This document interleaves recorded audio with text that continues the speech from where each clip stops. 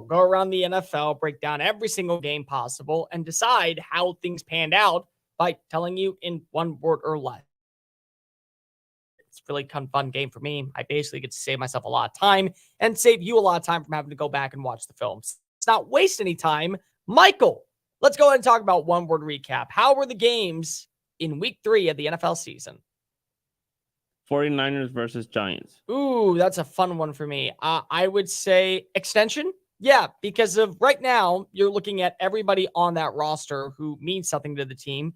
They either already got an extension or they're going to get an extension. And that includes Kyle Shanahan and John Lynch, who got extensions after the game, which was eventually one of the biggest beatdowns of the day.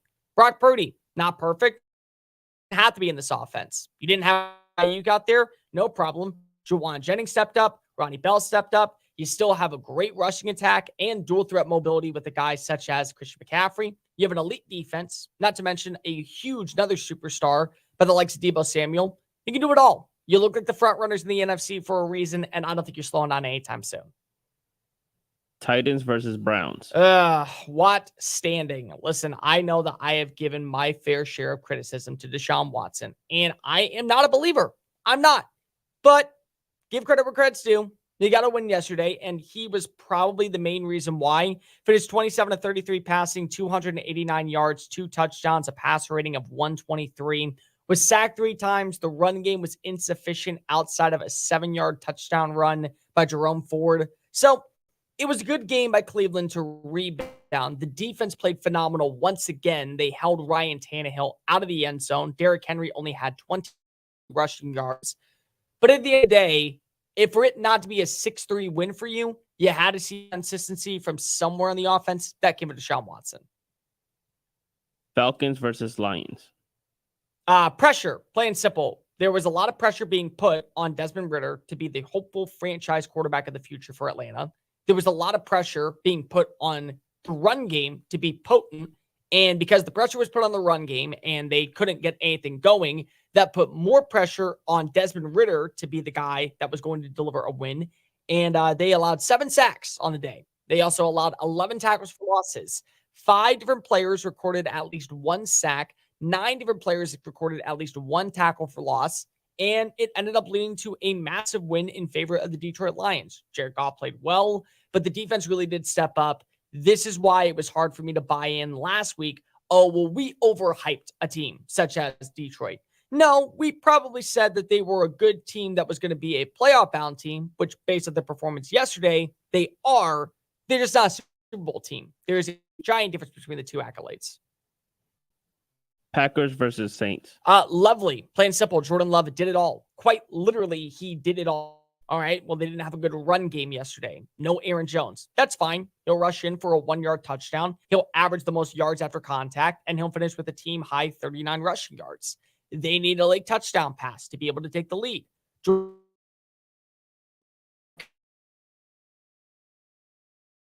Clutch. They force a game-winning field goal that goes to the wayside on the right, and they claim a victory.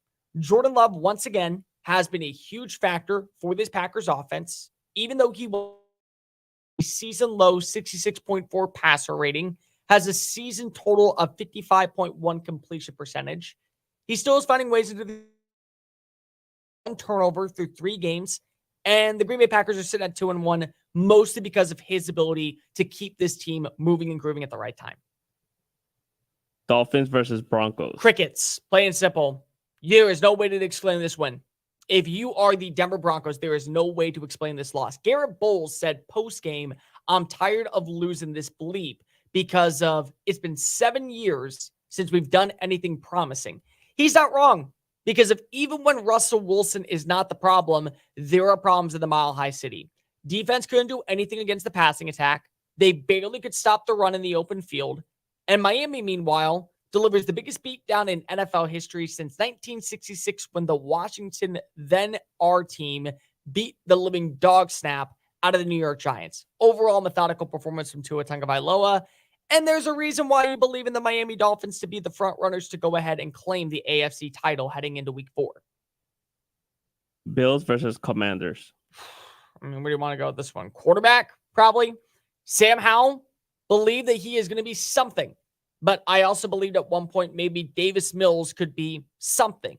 Something meaning a serviceable backup that probably you'd be okay with starting 1 or 2 games, 4 or 5 at most throughout a regular season. But he's not a franchise guy. 4 interceptions on the day. He also was sacked 9 different times. This is an offensive line that is woefully bad right now. Buffalo did not have the greatest offensive performance, but defensively, they finished with 31 points in fantasy football. I lost my fantasy football game yesterday because I was facing off against this Bills defense. Washington needs a quarterback. I do think that they might like what they have with, say, Sam Howell for next year if they can find ways to fix the offensive line. But you're not buying into Sam Howell being your guy. He's barely won a game in back-to-back matchups against Denver and Arizona. And you also just saw him get absolutely crushed by a legitimate contender. Colts versus Ravens. Sure. Why not? I mean, eventually the chickens were going to come home to roost for a team like Baltimore, who was dealing with countless injuries. They didn't have their number one wide receiver for most of the day yesterday in Rashad Bateman. They didn't have Odell Beckham Jr. They didn't have Tyler Linderbaum. They didn't have Ronnie Stanley. They were missing a ton of defensive pieces. And it, of course, led to an overtime game where the Mississippi Mustache, Gardner Minshew himself, culminated enough of a drive to be able to find a way to get the clear-cut 22-19 victory. So congratulations on order to the Indianapolis Colts, I guess. But this was a game that could have gone either way, mostly due to the fact of, well, injuries began to stockpile up for a Baltimore Ravens team. Patriots versus Jets. Wilson, plain and simple, you're going to be handcuffed to Zach Wilson, and he is going to cause you to lose a lot of games this year. That's exactly what you saw yesterday. Wasn't a perfect performance for Mac Jones, 15-29, 201 passing yards, but Zach Wilson was sacked 3 times, finished with a passer rating of 61.9. He currently has the lowest completion percentage in the NFL, the lowest passer rating in the NFL. He also has 4 interceptions through 3 games, and he's only found the end zone twice. So, I mean, there's a reason for skepticism, and there's a reason that there is going to be pressure put on Joe Douglas to find another quarterback after this week's matchup against the Kansas City Chiefs. Because let's be real, win or lose with Zach Wilson, you were never going to win this game against Kansas City. Jaguars versus Texans. Franchise, guys, the Houston Texans may not win a lot of games this year. The Houston Texans may be a woeful dumpster fire of an organization for another season, but they got the quarterback. CJ Stroud becomes the 3rd passer in the last 25 years to have 121 pass attempts without throwing an interception. He currently ranks inside the top 5 in passing yards, passing completions, and passer rating. 4 touchdowns, 0 interceptions. He's building a great rapport with that wide receiver, Tank Dell. The run game was sufficient enough yesterday to get by. This was a franchise caliber win for a young organization that's finally entering that stage of the rebuild and not just kind of twiddling their fingers and going, well, we got football on Sundays. It starts with the quarterback. The quarterback has been the sole reason why this team is watchable in 2023. Panthers versus Seahawks. Let's see. What's a good word for that one? Oh, yeah, flaws. Because both teams have them. Both teams absolutely are flawed. You look at a team like Seattle, their passing attack at times was woefully bad. They couldn't do anything on the ground. I mean, anything through the air. I mean, DK Metcalf finished with 112 receiving yards. The next guy, 59. And it was your running back in Kenneth Walker. On the flip side, the offensive line of Carolina is not that good. The defense is riddled with injuries at this point. They can't run the football to save their life, even though Miles Sanders did put in a 2-yard touchdown run in the 3rd quarter. They're both flawed. One team, though, is sitting at 0-3, and the other team is sitting at 2-1. So I guess that's the way the cookie crumbles. Cardinals versus Cowboys. Apologize. And we're going to get more into this in the next segment, so I don't want to waste too much time. But Jonathan Gannon gets his first win over the Dallas Cowboys, a team yours truly thought could win the Super Bowl. I'm completely changing my opinion on that one. But everyone needs to apologize to Jonathan Gannon for saying he can't coach because he had a bad press conference. Vikings versus Chargers. Reverse, plain and simple. It was a back and forth game of just here. Do you want to lose? No, you want to lose. Hey, do you want to lose? No, you want to lose. How much blundering mistakes were made by both teams was absolutely woeful. But the main reverse here is that last season, Minnesota won 11-0 in 1-possession games. This season, they've only played in one possession games, and they're 0-3 to start off the year.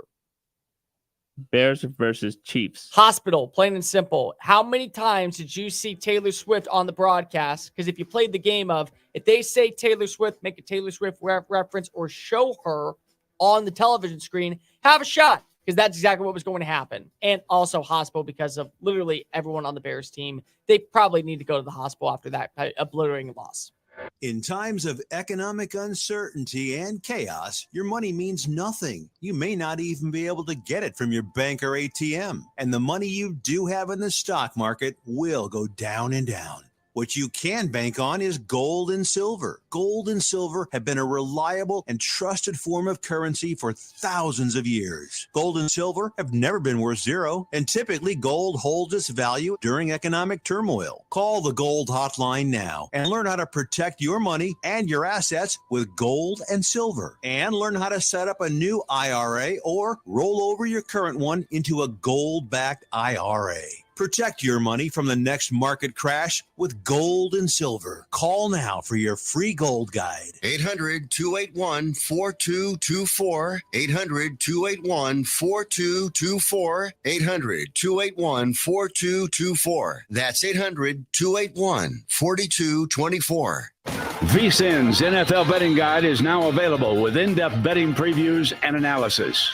There's also team breakdowns, trends, and line estimates for every single game this season. Download your free NFL Betting Guide now at sportsmapradio.com. That's sportsmapradio.com. Bet smarter this fall with a free betting guide from VSiN at sportsmapradio.com. That's sportsmapradio.com. sportsmapradio.com. First Name Sports with Greg Frank. And here's the other thing. You have Mookie Betts and Freddie Freeman in LA, Bryce Harper in Philly. You have star players in big market teams on display. And it's weird how we're saying this with both of the teams in New York being terrible. If you're Rob Manfred, if you're Major League Baseball, I think you have to be very optimistic about the kind of postseason we might get. I think we got that to an extent last year, where you had obviously the Astros and the Yankees, and they butt heads quite a bit in the playoffs recently. You had plenty of star power with the Phillies and the Padres in that National League Championship Series. And so it all came together really well, where you had a bunch of stars on display in the baseball playoffs. And gosh, the way Mookie Betts and Freddie Freeman are hitting the baseball right now, and the way Bryce Harper has had a power surge lately for the Phillies, you have all these guys that are still saying, I'm still him. First Name Sports, weekday afternoons from 1 to 4 Eastern. Wake up call! USA Today coaches preseason poll was released yesterday. Georgia's number 1, Michigan, Alabama, Ohio State, and LSU round out the top 5. Now, this is my yearly explanation as to why this matters for those of you who are new. This is all marketing. It is to get little numbers next to other little numbers so they'll sell you early games. Wake Up Call with Tony V and Ron Culver. Weekdays from 9 a.m. to 1 p.m. Eastern. The diehards. I'm a monkey running around. It's tough. They can't control me. You know what I mean? I'm an idiot.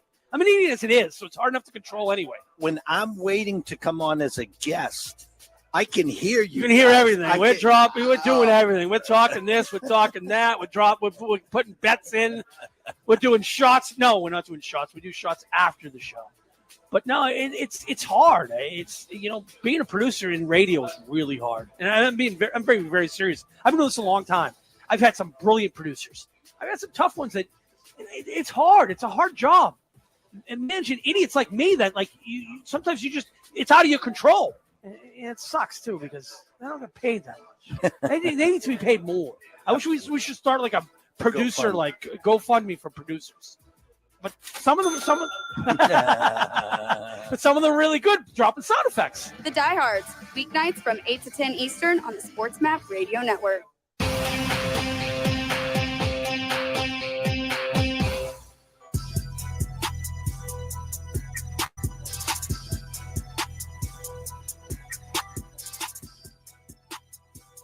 You're listening to Just Saying It on the Sports Map Radio Network.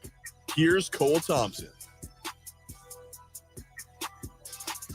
Someone Oh, it's Jonathan Gannon and Apology. 800-224-2004. Welcome on into Just Saying It right here on the Sports Map Radio Network. And let me tell you about my friends over at Splash Sports. SplashSports.com and Sports Map Radio have partnered together this upcoming NFL season to help you win a little bit more money. It's a very simple concept. What you do is you give me $5, just $5 little dollars, what you would spend at a bar on a beer.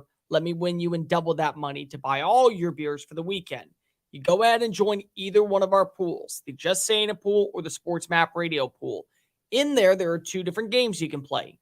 The first one is the X pool. Get the most answers right, get the most victories every single week, win a little bit more cash. But if you come in second or third place, you also get part of that cash prize. The other pool, naturally, is the Survivor pool. Advance every single week to the end of the finish line. Here's the caveat. Once you pick a team to win, you're not able to pick them again. So let's say you were all in this past week on the Arizona Cardinals pulling off the upset of the season, without question it is, then good for you. You're not going to get any more brownie points, but you can now never pick the Arizona Cardinals again. That was your one caveat.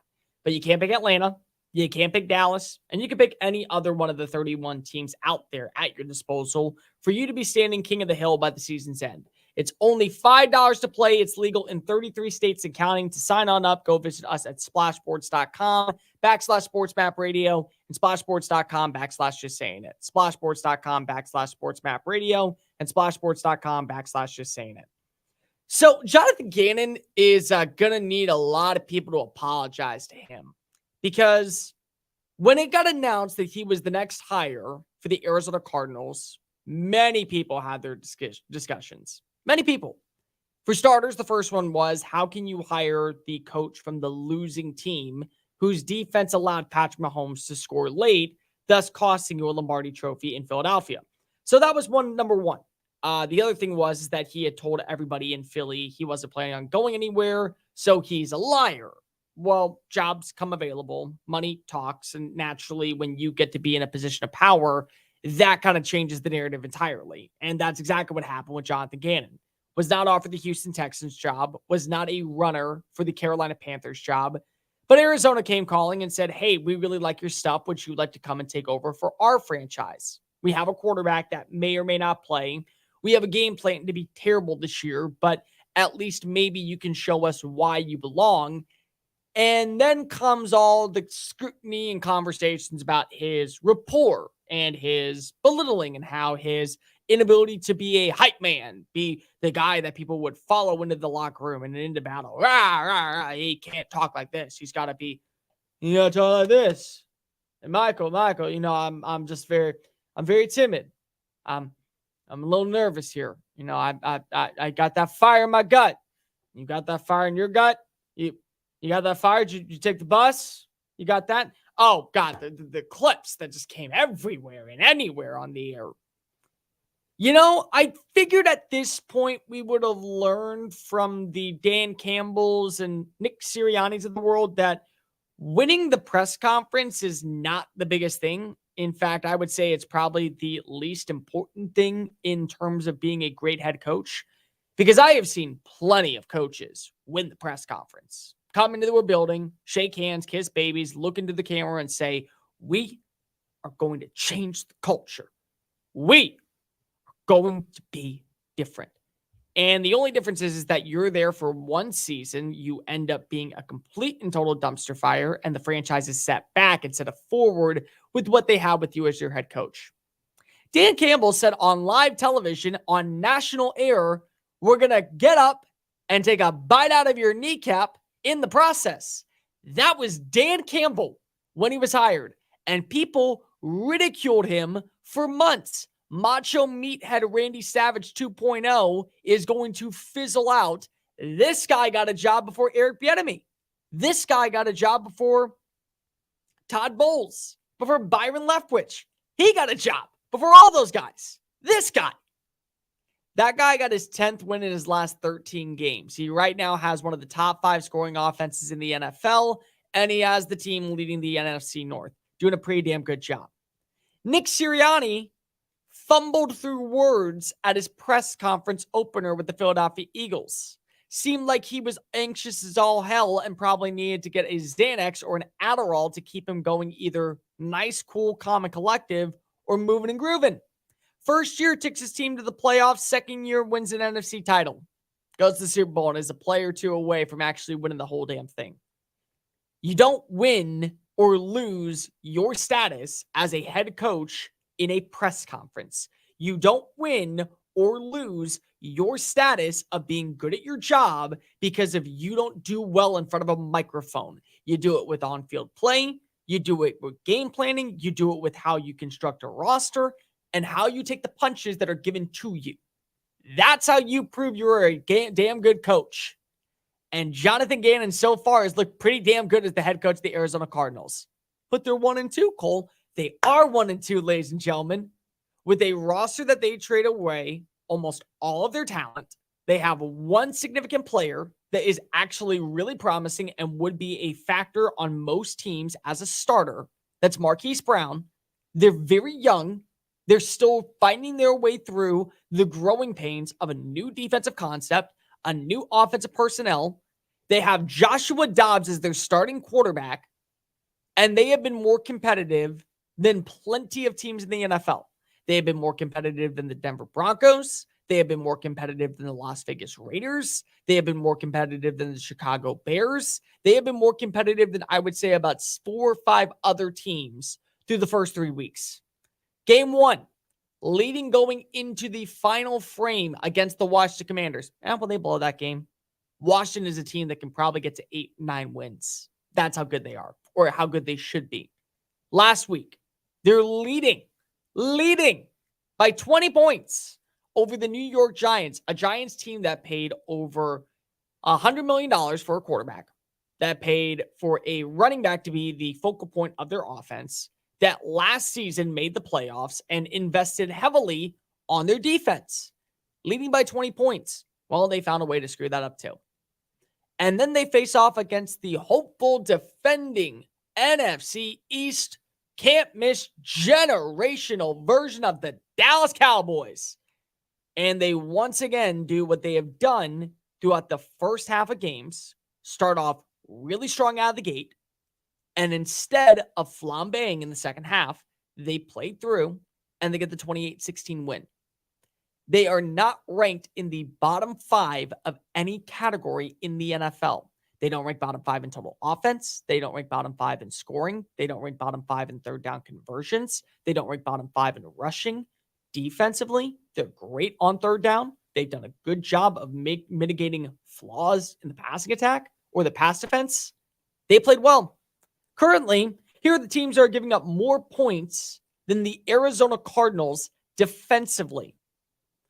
Denver Broncos, Chicago Bears, New York Giants, Seattle Seahawks, Los Angeles Chargers, Washington Commanders, Minnesota Vikings, Carolina Panthers, Las Vegas Raiders, Cincinnati Bengals, Jacksonville Jaguars, Houston Texans, Philadelphia Eagles, Miami Dolphins, Indianapolis Colts, Pittsburgh Steelers, and Tennessee Titans.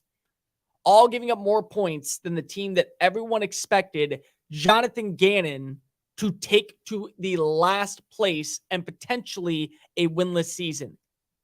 And you want to tell me that the guy can't coach because what? He doesn't have the fire. He doesn't have the persona of what we see from a Sean Payton. Sean Payton's 0-3 because if he doesn't have the grit and determination or the offensive game plan of a Kevin O'Connell. Kevin O'Connell's 0-3. Jonathan Gannon's not 0-3 at all. Tell me why you believe for any instant that a guy can't coach because if he can't talk into a microphone. Some people just aren't good at that. Some people are really good at scheming up plays and being the name behind the, being the guy behind the booth. I'll tell you right now, in broadcasting, plain and simple. Do you know how easy of a job it is for the broadcaster to just go ahead and say words when he has an excellent supporting staff around him? Do you know how challenging it is to be a producer, a director, work the cameras, build the graphics? It is a daily grind, people. And this, because if you can talk into a microphone, does not mean you are excellent at your job. That doesn't mean you can do all the editing. That doesn't mean you can do all the cut-ups. That doesn't mean that you can direct. Doesn't mean any of that. Jonathan Gannon can do all the good stuff behind the scenes. And if he fumbles through words at a microphone, so be it. This is a team that's playing with fire. This is a team that's playing with passion. This is a team that is certainly not trying to be the worst in the NFL. And they've at least looked competent through the first 3 weeks of the season. They may end up picking number one. They very well could. But it won't be because of Jonathan Gannon. So far, he's probably the only reason why this team has not started off 0-3 and looked horrendous through the start of a brand new 2023 NFL season. Non-attorney paid spokesperson. Could your house go into foreclosure? Are you behind on your mortgage payments? Does it seem like the bank has no interest in helping you save your home? And you feel like you have nowhere to turn for help? Then we have good news for you. Foreclosure Protection Services can help save your home as they specialize in foreclosure assistance. That's all they do. If you're behind on your mortgage payments, being threatened with foreclosure, have been denied a loan modification, or been the victim of a predatory loan, it's critical that you call Foreclosure Protection Services now at 800-500-2021. Their network of attorneys and their agents are available to speak to you now. If you're behind on your mortgage payments, Foreclosure Protection Services can help stop the foreclosure process. Call today before it's too late. New laws are in effect that may save your home. Call Foreclosure Protection Services now at 800-500-2021. 800-500-2021. That's 800-500-2021. First Name Sports with Greg Frank. Victor Wembanyama says that the NBA is less physical than European basketball. You played 2 summer league games. Victor Wembanyama is kind of calling everybody in the NBA soft. There was already going to be a target on this guy's back. Now I'm sure the first time the Spurs play the Warriors, Draymond's going to remind them, you're in the NBA, brother, and we're not all pansies. First Name Sports, weekday afternoons from 2 to 4 Eastern. Just Saying It with Cole Thompson. Sean Watson is washed. And after paying $230 million for a quarterback to be your savior, the piece that would take you over the edge, the guy who was supposed to be the right purpose and the clear-cut indication that your persona is trending in the right direction, once again, he becomes the problem. And right now, you are trusting him to be your guy. You have the opportunity to be one of the best teams in the NFL, when so far this season and last season, he has been the problem. This is the guy that you're paying an exuberant amount of cash to be the reason and sole proprietor that a Lombardi trophy is within reach. Now, it's not. It's even further back than before you had Baker Mayfield. Just Saying It. Weekdays from 3 a.m. to 7 a.m. College football is in full swing, and the American Heart Association's Paul Bear Bryant Awards campaign has begun. The campaign honors the legendary Alabama football coach who died of a heart attack just 28 days after his final victory in the Liberty Bowl. What better way for Coach Bryant's legacy to live on than by recognizing other remarkable college football coaches? Go to BryantAwards.org, then click on Fan Vote, then cast your vote for your favorite college football coach. Who are you rooting for? That's BryantAwards.org. First Name Sports with Greg Frank. Blake Snell has the second best earned run average of his career right now at 2.43, which leads Major League Baseball in ERA, and is probably going to win the National League Cy Young. So I ask you, how much more disappointing does this make things for the 2023 San Diego Padres? Think about where we were 6 months ago, just before the baseball season started in the middle of March. All sorts of hoopla about San Diego having gotten to the National League Championship Series. Juan Soto was back, Manny Machado, Fernando Tatis Jr. They signed Xander Bogaerts. Wow, right? Like, they're just the biggest small market team ever. And then what if I told you 6 months ago that Blake Snell's going to win the National League Cy Young? You would have said, wow, the Padres might win the World Series. And instead, they're not even going to finish 500. First Name Sports, weekday afternoons from 1 to 4 Eastern.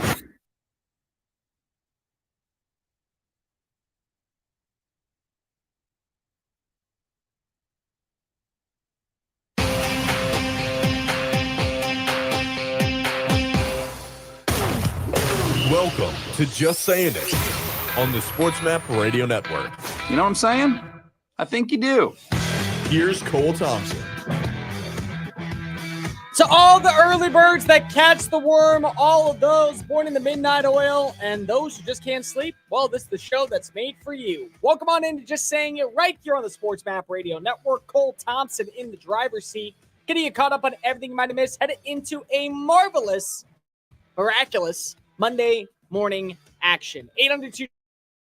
800-224-2004. Call on the show. Tell us what you like. Tell us what you hate. Let's be real. You love everything about this show. We know you love everything about this show, and we want to hear from you, the listeners, so make sure you dial on in. 800-224-2004. At Mr. Cole Thompson on Twitter, at SportsMap Radio. You can download the Just Saying It podcast version of the show on iTunes, Spotify, YouTube, Audio Boom. Wherever else you get your podcast listening systems, we got you covered 24/7, 365 days out of the year. Go ahead and give me a follow on Twitter, at Mr. Cole Thompson. Follow us on YouTube as well, at Mr. Cole Thompson. And just for fun, download the Sports Map Radio app, carry us in your pocket throughout your day. That way you don't miss a second of all of our great local programming. The wonderful, delightful Michael Hernandez on the other side of the glass producing. Fun hour planned ahead. Colorado loses for the first time in 2023. And here come, we told you. We knew that Colorado was going to be beaten. Look at how bad Deion Sanders is. Nope. That's not it at all. Good win for Oregon. Reality of what we already knew for Colorado. Let's explain why this game means little in the grand scheme of what Colorado has done this year and why it only is just a step in the right direction for Deion Sanders. Notre Dame loses on the final play, and it's just the Bush push 2.0 all over again. But Ryan Day had some choice comments to say post-game what to make of his wording and also the future of both the Irish and Ohio State going forward. And Florida State gets the upset win, and I will say it's somewhat of an upset because Clemson still is a very violent place to play over the Tigers. Are they a legitimate threat now to coast their way to the Final Four of the college football playoff? But like we do every single Monday, we give you our top 10 teams in college football. Great week in sport. We are a third of the way through the season. It makes me very sad. But in the same breath, at least now we kind of have a good inclination about where teams stand. So let's not waste any of your time. Michael, go ahead and start that music.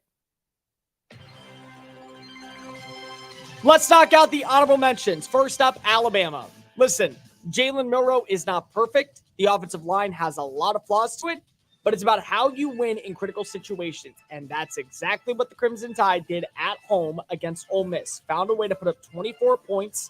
Milroe looked pretty decent. One touchdown pass. He ran in the touchdown as well. Jace McClellan was really good on the ground with 105 yards. They forced Jackson Dart into making a ton of mental mistakes, and there were a lot of flaws from Ole Miss's secondary that allowed Alabama to coast its way back into the winners column. They're sitting at 3-1 and now on the cusp of being a top 10 team once again. Next up, LSU. Close call, like I figured it was going to be against Arkansas. That's why I picked the Razorbacks to beat the 17-point spread. But they do have an offense that can go toe-to-toe with anybody. They did find a way to carve out a victory. They did do a great job of forcing KJ Jefferson into making mistakes. You got to watch Harold Perkins actually blitz in this game. I don't worry about LSU. I think LSU is limited this year. I don't view them as a legitimate threat to win the national title, but they still could be an 11-1 win team. I have no doubt about that. They just didn't do enough to gain top 10 status going into week 5. Next up, Oregon State. Oregon State played close, guys. Like, I know that they lost this game to Washington State, but you got to give credit where credit's due. They made this a great matchup. They are really good at moving the football on the ground. Damian Martinez has had a really good start to the year. Deshaun Fenwick rushed for 101 yards and 3 touchdowns. DJ Uyunglele was fine and wasn't perfect. Defensively, there are some flaws in the secondary, but they were able to get after Cam Ward. And if they can do that, they can at least still be an upset team to monitor in the race for the Pac-12 title. Speaking of which, Washington State. Washington State is a quarterback in Cam Ward that has been wheeling and dealing all season. We just have not talked about him because that's how loaded the position is in the Pac-12. 404 passing yards, 4 touchdowns on the day, averaged 11.9 yards per throw, and found a way to keep the offense methodically moving all the way throughout the first half. The defense did allow a 21-point differential in the second half, but when you get a win, you get to be mentioned. And last but not least, my big surprise. I do not have USC ranked this week inside my top 10. It's one thing to play up to your competition, and I believe that USC offensively will to do so against teams like Utah, against teams like Oregon, against teams like Washington. But it's another thing to play down to your competition, which is exactly what happened in this game, where they were unable to find continuity on the ground game. They were unable to find a way to stop Drew Pine in Arizona State from finding the end zone. I'm not going to reward you. I'm just not going to do it. I can't do it when you look that horrendously bad, especially in the second half, closing down the stretch. You get a win, but it's not really a compelling one, in my opinion. Number 10, Notre Dame. Notre Dame, albeit lost a football game. They only scored 14 points. But defensively, they went toe-to-toe with one of the best teams in college football in Ohio State. Kyle McCord did not find his way into the end zone. They allowed two major blunders, the 62-yard touchdown run from Travion Henderson and the defensive miscues in the red zone on the final drive by not putting 11 men out on the football field. Outside of that, they look like a top 10 team. They were able to run the football well. They were able to have a decent performance from Sam Hartman. Defensively, they were able to play toe-to-toe with Ohio State's potent offense. And to me, they still look like a team that can control their own destiny. They need a little bit of help along the way, but they are still a legitimate factor to be a dark horse to make it to the college football playoff. Number 9, Utah. Utah does not have a starting quarterback, yet they're 4-0. That should tell you all you need to know. This is a top 15 defense in college football. They have been able to hortalize and vitalize having guys like Nate Johnson and Bryson Barnes kind of take control of the passing attack. Javon Glover had a decent day on the ground. He averaged 4.3 yards per play.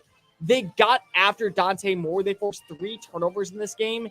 And Kyle Whittingham, once again, knows how to play under pressure. He has not ever faltered. He's never wavered. He's never once thought that this team was going to fall apart. And they're sitting undefeated going into yet another conference game against Oregon State this weekend. Maybe they'll get back Cam Rising. He plays, you're in for a rude awakening up in Salt Lake City. Number 8, Oregon. Oregon was always going to win this football game, people. Hate to break it to you. I know Colorado was the highlight name, but they were always going to win this football game. Bo Nix threw for over 275 yards. He had 3 touchdown passes on the day. You also had Bucky Irving rush for 8.9 yards per carry. The defense did a phenomenal job of eliminating big-time shots downfield by Shadur Sanders. He only had 1 touchdown pass and 159 total yards. Oregon means business. They can play offensively up to everyone's standard. Defensively, they can hold their own against high-powered teams. There's a reason to be buying in stock on the Ducks going forward as a legitimate threat to make it to the college football playoff. Number 7, Penn State. This was a beatdown. I know the score says 31-0. Guys, do not follow the stat line. Follow what you saw with your eyes. Drew Aller was phenomenal in this game. 166 passing yards, 4 touchdowns. Katron Allen and Nick Singleton, they weren't great, but they still were able to combine for over 115 rushing yards. You also saw great performances from Kendre Lambert-Smith, Theo Johnson, Trey Potts, Tyler Warren, Khalil Davis. Oh, I might also mention this defense. They allowed the passing attack of Iowa to finish with 56 total yards. The run game averaged 1.2 yards per play. As an entire offense, Iowa finished with less than 100 yards on the day. That's not going to cut it. That's not going to cut it. And you know what? Penn State, they're showing they can hang with the big boys. Number 6, I got to drop you. I hate to do this to you, but Michigan. Michigan so far has not played up to their standard. It was a 31-7 win for the Wolverines. Good for you. J.J. McCarthy, fine. You didn't have a turnover, but you also didn't have one of those highlight throws. Blake Corum's going to keep you in games on the ground. He rushed for 97 yards, 2 touchdowns. Not to mention the defense was able to get an interception on Gavin Wimsatt. I got to see more. That's it.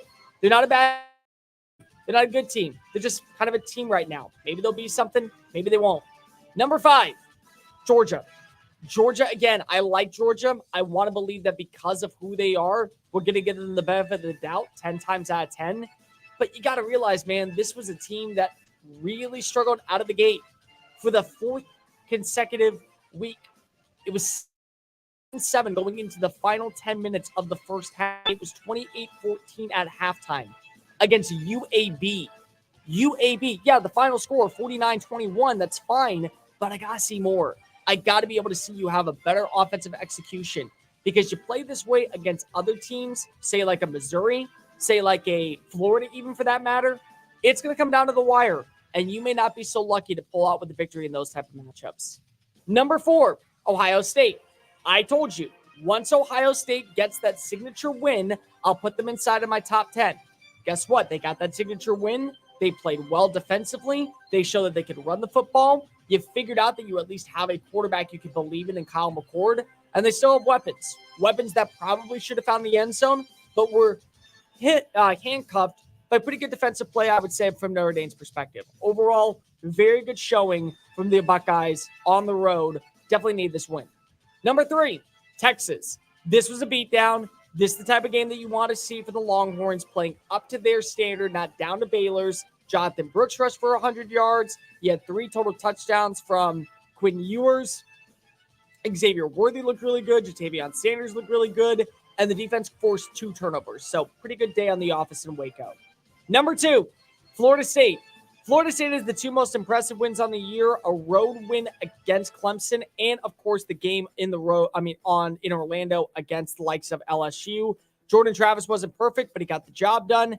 And this Florida State team looks pretty damn good. But number 1, surprise, surprise, it's the Washington Huskies. Guys, Michael Penix Jr. is the Heisman frontrunner. They are dominant on offense, and they show that they can go toe-to-toe with anybody defensively. My new number 1 team. Do you want to learn the secret to becoming a published author in a few easy steps? Here's all it takes with help from Dorrance Publishing. For over 100 years, we've assisted individuals like you to fulfill their dreams of becoming a published author. When you call right now, you'll be assigned your own personal consultant who will help you through the entire book publishing and design process. Then, your book goes into production. It gets promoted, distributed, and finally, made available where books are sold.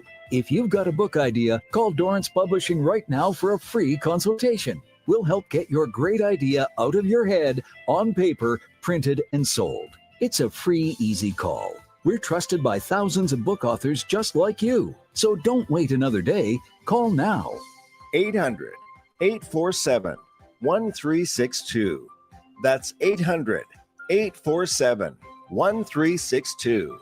800-487-1362. Wake up call! John Rahm. He wishes that there would be porta potties at each of the holes. Why aren't there? Let's just have a frank conversation about this. When you really have to go to the bathroom and there's no bathroom and the body goes, we're going without you. We look at those trees and go, restroom. Exactly, like a dog to a fire hydrant. Wake up call with Tony Z and Ron Culver. Weekdays from 9 a.m. to 1 p.m. Eastern. Learn how thousands of smart homeowners are investing about $1 to avoid expensive home repair bills. John, a former non-customer, said, "My air conditioner broke and I had to spend $1,900 to fix it." Jeff, a customer, wrote, "My air conditioner broke and I got a new one at no out-of-pocket cost." Mary, a former non-customer, wrote, "My heating system stopped running. I had to spend $3,000 to get a new one." Lisa, a customer, wrote, "My heater stopped working. I got it fixed at no out-of-pocket cost." For about $1 a day, you can have all the major appliances and systems in your home guaranteed fixed or replaced with HSC's home warranty coverage. Call now, and the first month is free. If the lines are busy, please call back. 800-814-5615. 800-814-5615. That's 800-814-5615. 800-814-5615. VSiN's college football betting guide is now available. VSiN experts pick season win totals for every FBS team. There's also team breakdowns, trends, and line estimates for every single game this season. The full guide is only available for VSiN Pro subscribers, but you can download a free special edition of the guide right now at sportsmapradio.com. That's sportsmapradio.com. sportsmapradio.com.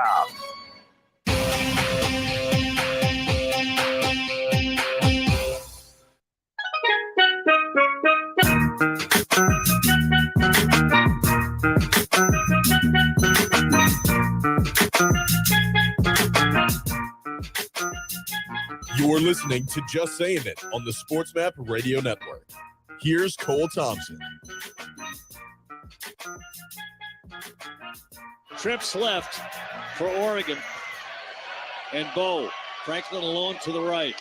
Empty backfield now is Bo. Turns it up, wants to run and does. Gets inside the 5, 3, touchdown, Bo Nix. I've said it before, Bo Nix, give me 6. I get a little passionate at times, right? I get a little excited about what I want to accomplish for our team. And I just want to say, I need to humble myself a little bit. This is one game, right? And I'm not satisfied. So I just told our players, we're about to go play great quarterbacks. We're about to go play great teams moving forward. And it's about how good we can become, right? It's one game. It's about being consistent in your approach, right? So I'm really pleased with them. I thought they were dialed in. I thought they did a good job of eliminating explosive plays. That's a team that's created a lot of explosive plays. I felt they had a good feel. I thought our coaching staff did a phenomenal job. Disappointed with the score there at the end, but certainly something that we can build off of. Now it's about, can you do that consistently? We were prepared for a battle. It didn't end up being a battle, but I've also been on the other end of this before too. And I think that team's heading in the right direction. I think coach is doing a phenomenal job. Obviously, he's brought great enthusiasm and response from his players, and I know that they'll bounce back from this game moving forward. That was a really good old-fashioned butt kicking. We went into the game wanting to dominate several phases. We lost offensively, defensively, as well as special teams. Get your butt up and let's go. We ain't got time to have no pity party. There's nobody walk around the locker room with napkins and tissues. Get your butt up. Let's get on that plane. Let's go. We got work to do. You better get me right now. This is the worst we're going to be. You better get me right now. All of that in about a minute and a half, and we got a lot to break down. 800-224-2004. So that was, of course, Jerry Allen from Leo Field on the call. That was Dan Lanning, the head coach of the Oregon Ducks, and Deion Sanders as well, discussing what eventually became the 42-6 beatdown in Eugene, Oregon. 800-224-2004. There was a headline yesterday that probably pissed me off and pissed a lot of college football fans off. In fact, I know it made me mad. What if it made you mad? Sports Illustrated, of all places, came out with it. The college football world shocked by an upset win. Beat down the Oregon Ducks over Colorado. Nope, no one was shocked. Nobody was shocked. Nobody that actually pays attention to the sport, lives, eats, and breathes football, knows the game and knows the industry, and also understands how rosters are constructed, was shocked at the outcome. Nobody was at all. And yours truly even picked Colorado to get the spread differential at 21.5 points. I thought it would be close in the first half, and then eventually you would have watched the likes of Oregon take control in the second. Nope, I was wrong.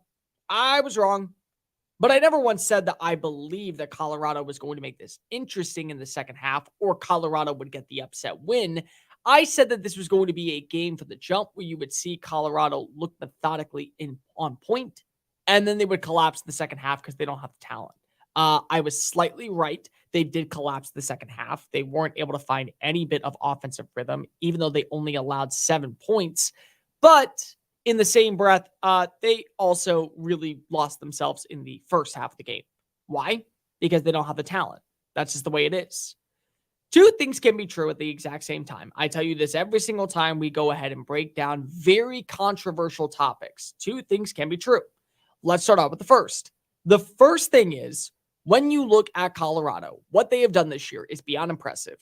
Deion Sanders went to the transfer portal, basically reconstructed an entire roster overnight, built them throughout the likes of belief, and sprinkled in a little bit of magic fairy dust and said, let's start off the year 3-0. Let's get an upset win over over this college football champion runner-up. Let's go ahead and find a way to beat up on Nebraska. And let's go and close out our non-conference schedule with a win over our in-state rival.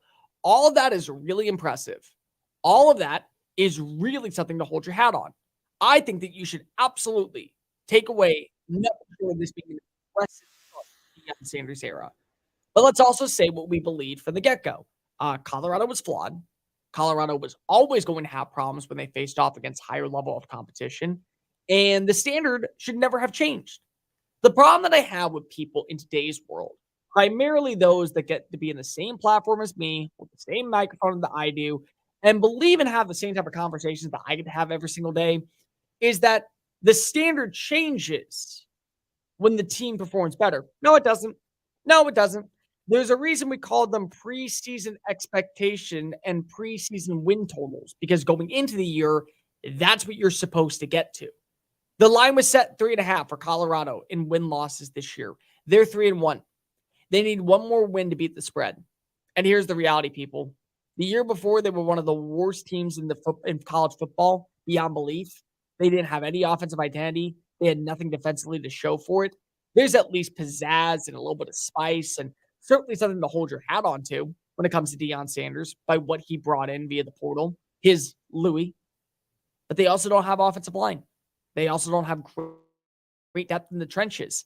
And what was the main problem in this game? Winning in the trenches. Oregon has dudes. They have studs. They have standouts at the front on the front seven. They're able to block and protect Bo Nix with ease. They can run the football like no one's business. They're one of the top 10 rushing attacks in the sport. Why is that? Because they have the talent up front to hold block and out-bully you and force your way to continuously, methodically move the ball down the field with ease and find it into the end zone. That's what Oregon has. So going into this game, many people, yours truly, said Colorado is going to have a ton of issues defending the run, and Colorado is going to become a one-dimensional offense because they don't have the guys up front.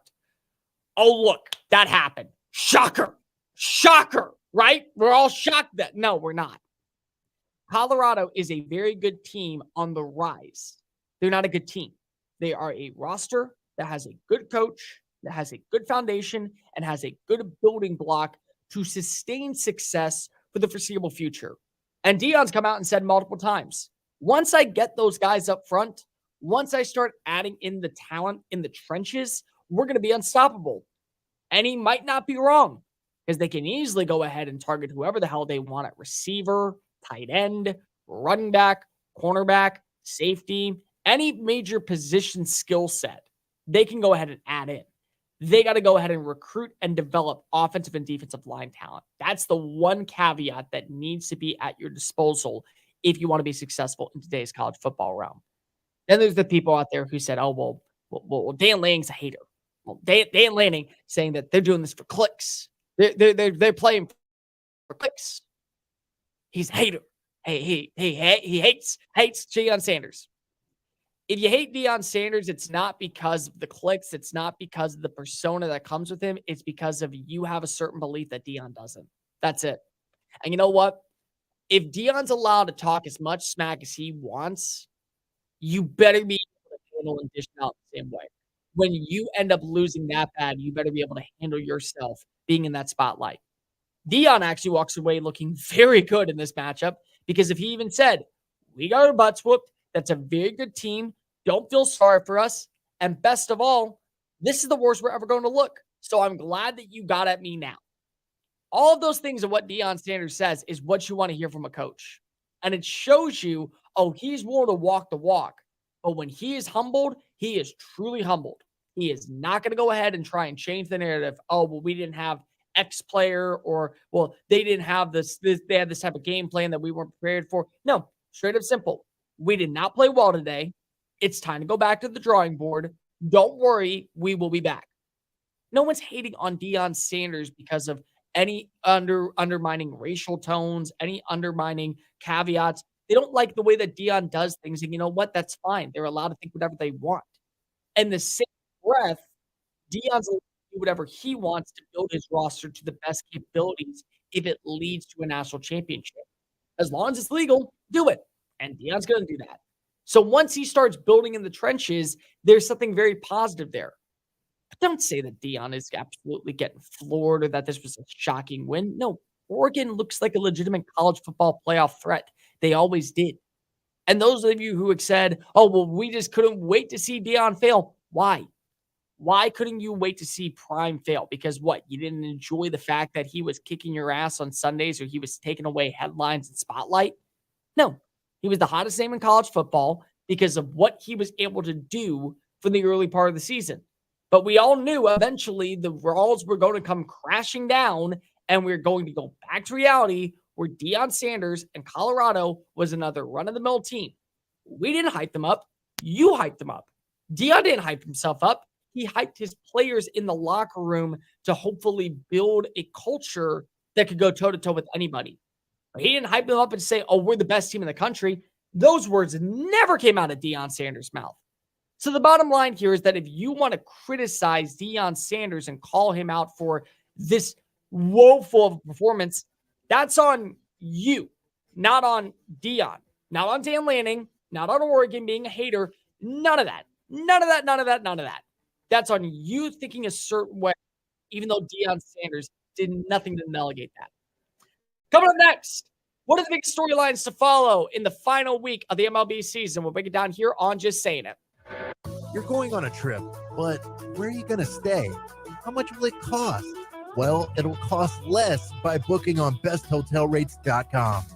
BestHotelRates.com works with all the top hotels in the country while delivering you great hotel and room choices for the best prices. Why wait? Go to besthotelrates.com, enter your email address, and start shopping for your next hotel room. BestHotelRates.com, it's in the name. BestHotelRates.com. Gas prices are high, but you can do something about it with Berryman. A car's dirty fuel system can result in hard starting, rough idling, hesitation, and reduced fuel economy. And while many products promise to clean an engine's fuel system, only one uses high-energy solvent technology. Berryman B12 Chemtool Fuel Injector Cleaner Treatment. Berryman's powerful Hess formula cleans the entire fuel system. Get every mile out of every drop. Get Berryman B12 Chemtool Fuel Injector Cleaner Treatment at your auto parts retailer and BerrymanProducts.com. The diehards. And then all of a sudden, a sweeper pitch comes in. What's a sweeper? And I looked at her and I went, I don't know. Hey, Siri, what's a sweeper pitch? What is going on? Like, I felt like I was lost. And I'm like, I cover sports. I know this.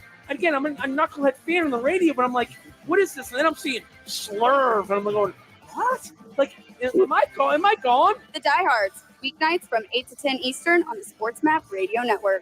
Did you know you can go to a trade school college that has you learning as an apprentice in a real radio station, culinary kitchen, film studio, or in a recording studio? Stay out of debt and out of a boring college classroom and learn on the job in the real world. The Radio Connection puts you in a real radio station. The Recording Connection trains you in a real recording studio. The Film Connection has you learning under a real filmmaker. And CASA has you learning one-on-one in a real restaurant.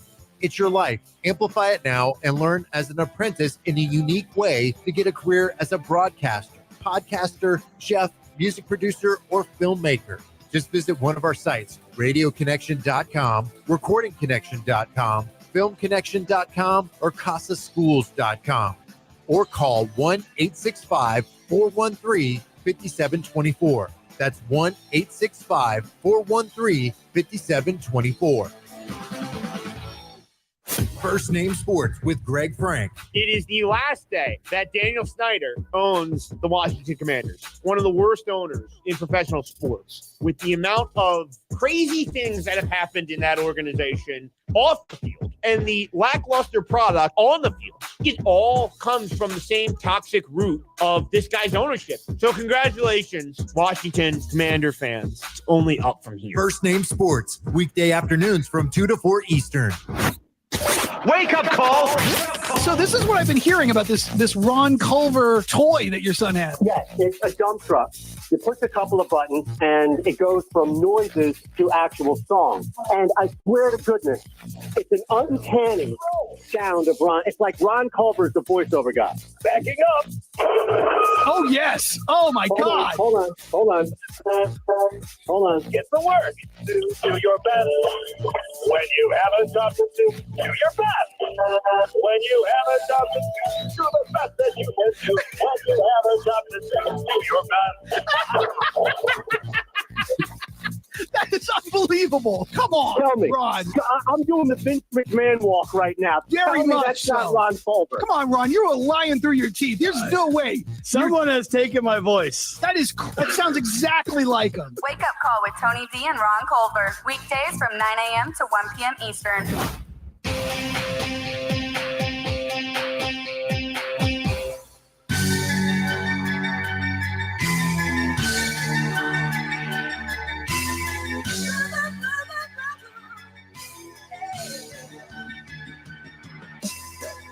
This is Just Saying It on the SportsMap Radio Network. Here's Cole Thompson. The race to the finish line in Major League Baseball. What to watch for this upcoming week as we enter the final stages before the start of the MLB postseason. 800-224-2004. There is a lot going on the diamond heading into the final week of action. There's so much to break down. Nothing is set in stone. Yeah, you have a couple of playoff teams. Tampa Bay is already in. Minnesota's already in. Baltimore's already in. The Dodgers are already in. But there's a lot to follow and a lot of races that could be solidified with an excellent week or a downtrodden disaster that comes on the baseball field. So let's not waste any of your time. Here are the top storylines that you need to keep on notice heading in to the final week of the 2023 MLB season. Michael, go ahead and start the music. First up, the race for the AL West. Guys, there are 3 teams playing for potentially only 2 playoff spots with the Houston Astros, the Texas Rangers, and the Seattle Mariners, all of which have a shot of not only winning the division, but all also have a shot of not making the playoffs altogether. Houston right now is 2.5 games back of the Texas Rangers, who currently sit up top at 87-68. Meanwhile, the Seattle Mariners are sitting at 84-71, 3 games back, only a half game back of the Houston Astros. This is going to be a really intriguing matchup down the stretch because the Mariners have the toughest pathway to get there. They had to face off against the Astros and the Rangers. The Rangers had to play the Angels and Seattle.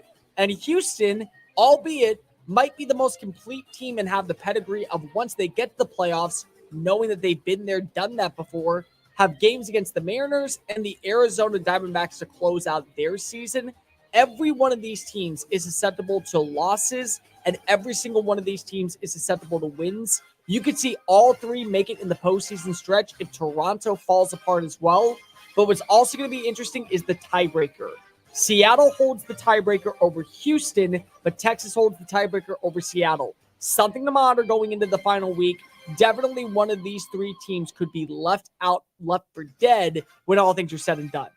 Next up, the race for the final 3 spots in the NL wildcard. 6 teams, kind of 7, because San Diego technically has not been eliminated, have a shot of being one of those final 3 teams. Here's what I will say. Philadelphia, I think, is in the playoffs. I don't know where they'll be in the rankings. They may be the 4th seed. They may be the 5th seed, the 6th seed. But I would say that they're in. They got games against the Pirates and the Mets.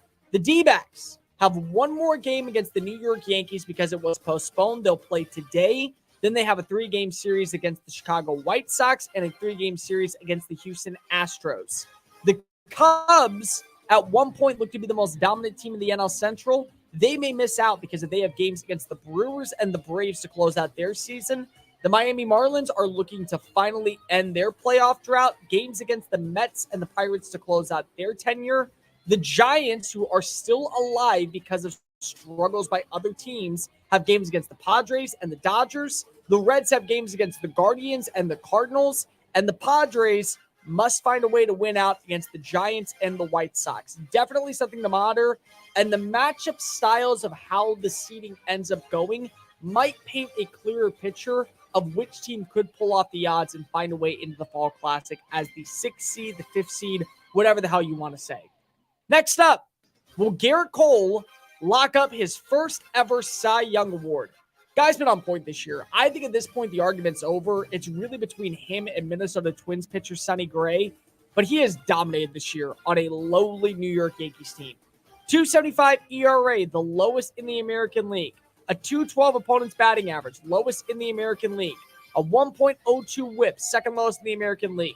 217 strikeouts, 48 walks, and he's only given up 5 more earned runs over Sonny Gray, but he's also done it in 20 more innings pitched. He's probably going to have one more dominant day on the mound. He gets you 7 strong. You might as well just go ahead and mail the trophy to his case. He has been phenomenal this year, but let's just say Sonny Gray does have one of the best performances of a lifetime, and somehow Garrett Cole messes things up.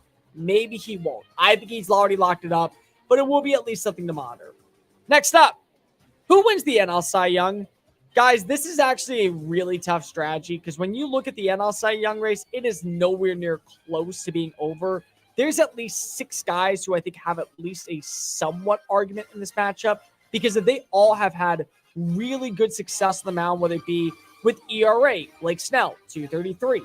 You have guys like Koji Senge for the New York Mets, 296. You have guys like Justin Steele. He's currently got a 3.0 ERA. He also has 170 strikeouts and a 1.17 whip. You got guys like Zach Gallen. He's currently got a 17-8 record, 3.48 ERA, not to mention 213 strikeouts. Spencer Strider, he leads the National League in strikeouts with 274, and he also plays for the Atlanta Braves, one of the best teams in baseball. 19-5 record. That currently is the most wins in the sport. Logan Webb, he's not going away quietly either. And Zach Wheeler, albeit has not had the best year, but he also has had really difficult situations throughout the way. One of these guys is walking away with the NL Cy Young. How they play in their final week of baseball could end up deciding who gets the hardware. Next up, Ron Acuna's chase towards history. He's already hit his 40th home run. He's one of 5 players this year in Major League Baseball to surpass the 40-burger marker, but he needs 2 more stolen bases to have 70 total stolen bases on the year. 40-70 has never been done before in Major League Baseball, and much like Roger Maris's record being broken last year by the likes of Aaron Judge, that was almost the consensus ceiling deal for him to win AL MVP.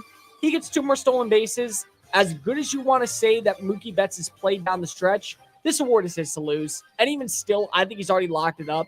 But let's just see if he can be a part of history, one that eventually will either be broken or everyone will compare his name to moving forward. Next up, Freddie Freeman's 3-2-bagger race. He needs 2 more doubles to become just the 6th player and the first since 1936 to finish a regular season with 60-plus doubles. The guy is not as big as a power hitter as we once thought, but he still is clutch. I mean, he has been phenomenal since making the jump over to the Dodgers.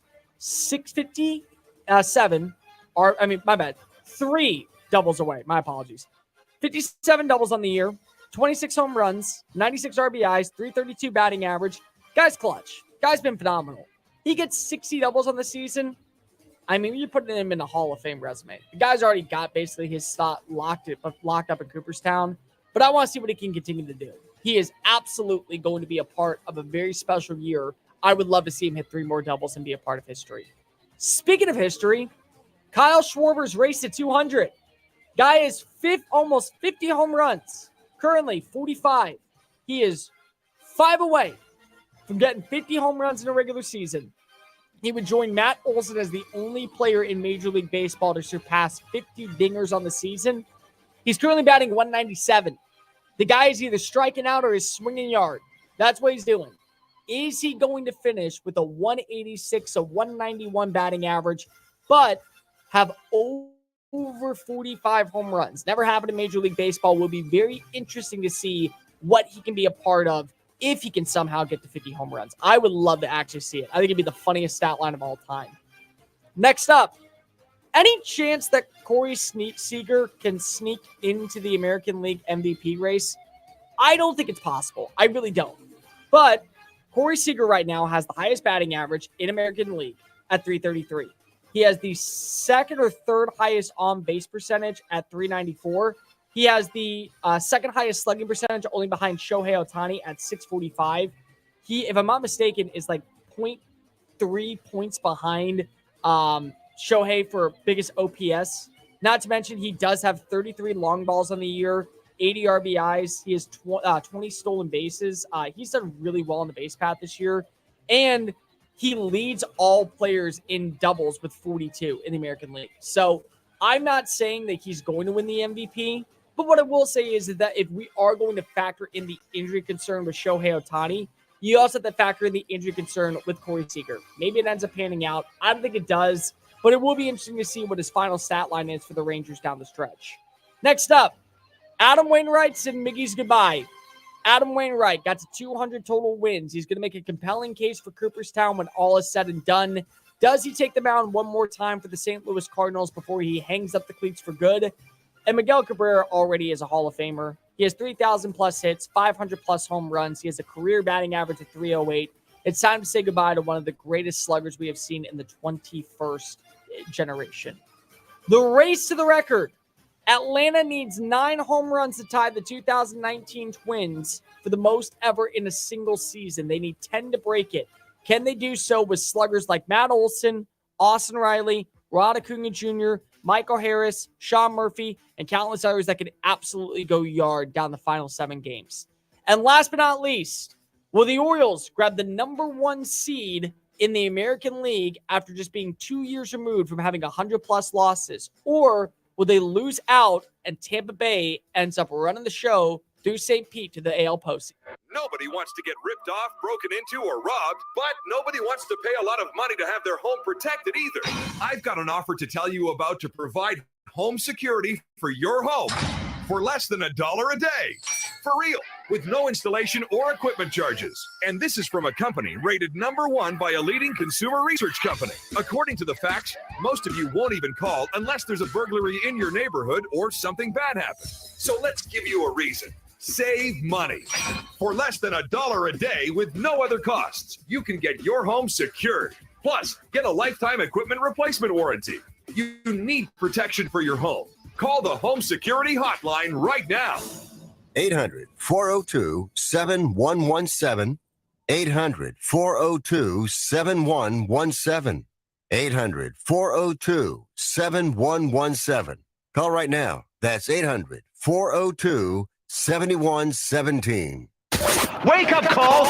Hefty Lefty on Twitter. Easton Stick is the most perfectly named hockey player that angered sports gods by picking football. That's a great point. That's true. Easton Stick. That's a hockey player who chose to play football. Who is Easton Stick that he's a calf injury away from being the starter of the Chargers? That would be like if a kid named Rawling Glove decided to pick up a basketball. Right, exactly. Wake up call with Tony D and Ron Culver. Weekdays from 9 a.m. to 1 p.m. Eastern. First Name Sports with Greg Frank. The American League West takes another twist last night with this loss by the Astros and also a loss by the Rangers. And someone won a game in this division as the Seattle Mariners win 5-0 over the Oakland A's last night. This division, every night, we've deemed it the hot potato division because nobody wants it. But at least the Mariners lost to the Dodgers over the weekend, for crying out loud. The two Texas teams right now, the Rangers just got swept by the Guardians, lost last night to Boston, who's cooked. The Astros are losing to the worst teams in baseball, then they blow a game last night against Baltimore. I mean, there's this seesaw that never seems to end with them. This is a never-ending twist your brain into a pretzel division. Now I'm getting hungry. First Name Sports, weekday afternoons from 1 to 4 Eastern. VSiN's NFL Betting Guide is now available with in-depth betting previews and analysis. There's also team breakdowns, trends, and line estimates for every single game this season. Download your free NFL Betting Guide now at sportsmapradio.com. That's sportsmapradio.com. Bet smarter this fall with a free betting guide from VSiN at sportsmapradio.com. That's sportsmapradio.com. sportsmapradio.com. Just Saying It with Cole Thompson. Is it possible that Bill Belichick truly is on the hot seat this year? And it's not that I think that right now we can say absolutely no questions asked. He loses, he struggles, the team ends up faltering and falling apart. They're immediately going to fire him. But here's the thing that I will say. I want you to go ahead and say your coach was fired on the spot right here and right now, and you had an opportunity to bring in a head coach. Would you pick Bill Belichick? I would guess about 95% of people would say, I do not want Bill Belichick. Bill Belichick has made countless errors on end to where right now he is a liability if you add him to your team. It's not that I think that Bill Belichick right now is facing pressure to win this year. It's about the value of what he brings to the team and what he brings internally to a locker room. Just Saying It. Weekdays from 3 a.m. to 7 a.m.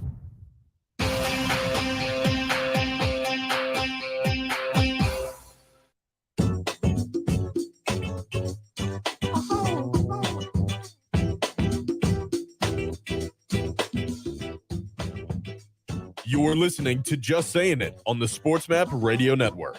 Here's Cole Thompson. McCord gets the snap, hands to Henderson on a draw, taking it wide to the left of zone 40. Dances to his 45, loose to the 50, to the Notre Dame 40. Henderson to the 30, down the left sideline to the 20. He's to the 10. He's to the end zone for a touchdown. Travion Henderson goes around the left end, and he is able to get Ohio State their first touchdown of the night. McCord in the shotgun. Trainum off his right hip, too wide to the right. Snap McCord, hands to Trainum, straight in end zone. Touchdown, Chip Trainum. For the second straight week, the converted linebacker finds the end zone, and that'll win it for Ohio State. It was brewing for a couple of days. Again, I said it earlier. I'll say it again. A lot of people took a lot of shots at this team over the last 48 hours. It really hit home to me. I'm really upset and disrespected by what Lou Holtz said publicly about our team and Ohio State and Buckeye Nation. And we're not going to stand for that. That's not even close to true. We had one bad half a couple years ago up in Ann Arbor. We did in the second half. But every game we play in, we're physical. We are. I don't know where that narrative comes from. This team right here showed toughness. They showed grit. They didn't give up, and they found a way to get that last yard. And I'm sick over those short yardages that we didn't finish, but that's the game. And the last matchup game we were in, we were one play short. This play, we finished it the right way, and I'm really proud of our team. It's not always about how you start, but sometimes how you finish. 800-224-2004. That was Paul Keels from Lee Field on the call. That was Ryan Day post-game as well, discussing a 17-14 victory over the Notre Dame Fighting Irish. And we're going to break down the Irish as well, because of it is something I think that we have to at least discuss. But we always talk about winners first, so let's talk about the winners here. Ryan Day going after Lou Holtz feels like a cheap shot. And I, as somebody that grew up in a Notre Dame household, I actually got my start knowing that I wanted to do this for a living in broadcasting and in sports talk radio, because of I sat on my grandfather's couch on Saturdays and talked football with him nonstop. It really upset me. It did. Because of, why are you going after 86-year-old Lou Holtz when all he's doing is defending his team and calling out your team like any other coach who was recognized and honored and exonerated for his efforts in South Bend, Indiana would? But it just dawned on me after I went back and I rewatched the game yesterday morning, and I was sitting on my couch and I was going and listening to the post game as well. This really wasn't a shot at Lou Holtz. Here's the best way to put it. So say you and your friends are all sitting around a campfire and you all agree that this person is, say, smelly. And all three of you are just talking like, oh, this person's smelly. Oh, this person's smelly. And then you, as being the dumbass that you are, screams it out loud. That person's smelly. Well, they'll think that you were the person that thinks that they're smelly, and everyone else around them was just kind of caught in the crossfire. That's what it is. This wasn't a shot at Lou Holtz. What this more so was a shot at the nation for calling out and criticizing Ryan Day and Ohio State over the last few years. Ohio State has gotten this persona and this imaging that they aren't really a physically tough team. They aren't a team that can go toe-to-toe with anybody in college football, and they've just kind of lucked their way through a season of not having to, quote-unquote, play compelling matchups and tough teams en route to maybe making it to either a one-loss season, the loss naturally, of course, coming to Michigan, or finding a way to fall apart in the college football playoff. You do realize that this has happened for years in college football. This is not new. This is not even close to being new. You get a massive win, and then people are like, oh, now it's time to go ahead and crown them to be the best. Now it's time to say, oh, they mean business. Kirby Smart, Mark Richt are two perfect examples of this. Kirby Smart, when he first got hired at Georgia, had a horrendous first year by Georgia standards, but he realized he had to build something for the foreseeable future that needed to be long-standing if he wanted to go toe-to-toe with Nick Saban and take over college football and turn Georgia into a dynasty. But then he had to get over that next big hump. And that was, of course, can I win the big game? Can I beat up on levels of talent that I think that we're next to? And it took a minute, but eventually he did beat Nick Saban. And then he did beat up on Ryan Day last year and Ohio State. And now he's a two-time back-to-back defending national champion. And people are ready to crown him the next king of college football. And if that's your prerogative, go for it. I'm not here to say anything about Nick Saban. I'm not here to say anything about the future of Alabama football. I'm going to give Georgia its credit where credit's due. Right now, they are, in my opinion, still the team to beat because of what they've done and what they've been able to meticulously do for the past few seasons. But it did take time for Georgia to earn that persona and that identity. The same thing is for Ryan Day. The same thing is for Ohio State. Ohio State played a physical game of football, handled business on the road, and got yet another top 10 win in the history of Buckeye football. It's now 10 straight years Ohio State has beaten a top 10 team. Here's the best part. They're going to have a shot to probably beat 2 more top 10 teams. In about a month, they'll play Penn State, and that will be a must-see game. And at the end of the year, they'll play Michigan. And so far, the way that the offense has looked at times, especially with Kyle McCord and the passing attack led by Emeka Ibuka and, of course, Marvin Harrison Jr., you might be able to blow out both of those teams based on the performances we've seen so far. You also could lose both those games, and then we're right back to this narrative of, oh, well, Notre Dame isn't that good, and Ohio State really can't play up to other competition. No, neither of those things are true. This was a physical football game. And if you want to go ahead and criticize Ryan Day and Ohio State for not playing a physical brand of old school smash mouth Buckeye football, I don't know what the hell you're talking about. I have no idea. They were able to meticulously run the football, find their way to get into situations that were positive. And even though they fell, they didn't falter. They kept pace with Notre Dame throughout the game. And then eventually they got the Bush push. They got the Bush push 2.0. Clock strikes 0. They find a way to get in the end zone because of Chip Tarenum's 1 yard run that eventually was the big difference maker. They did. Lou Holtz got caught in a crossfire. That's all this is.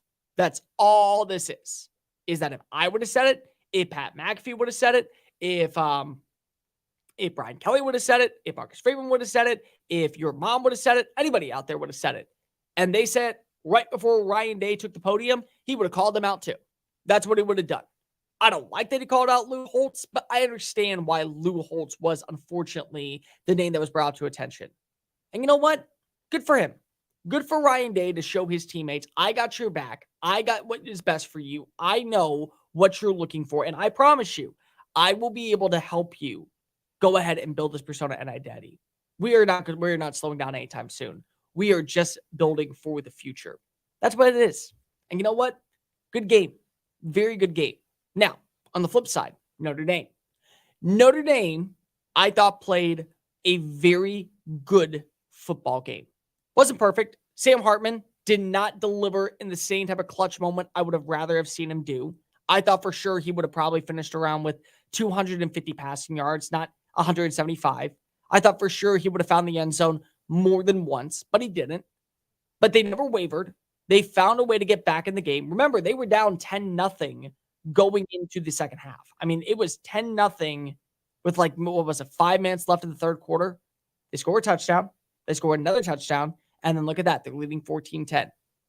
This is not a loss, in my opinion, especially in today's realm of college football, where you're going to absolutely say, oh, you're dead in the water. Notre Dame, because if they lost this game, can't find a way to make it to the CFP. No, they can. They absolutely can. Because now they're going to have a physical, tough game this weekend on the road at Duke. Congratulations. They'll be right back in the spotlight because College Game Day is going there. They have a game in 3 weeks against USC.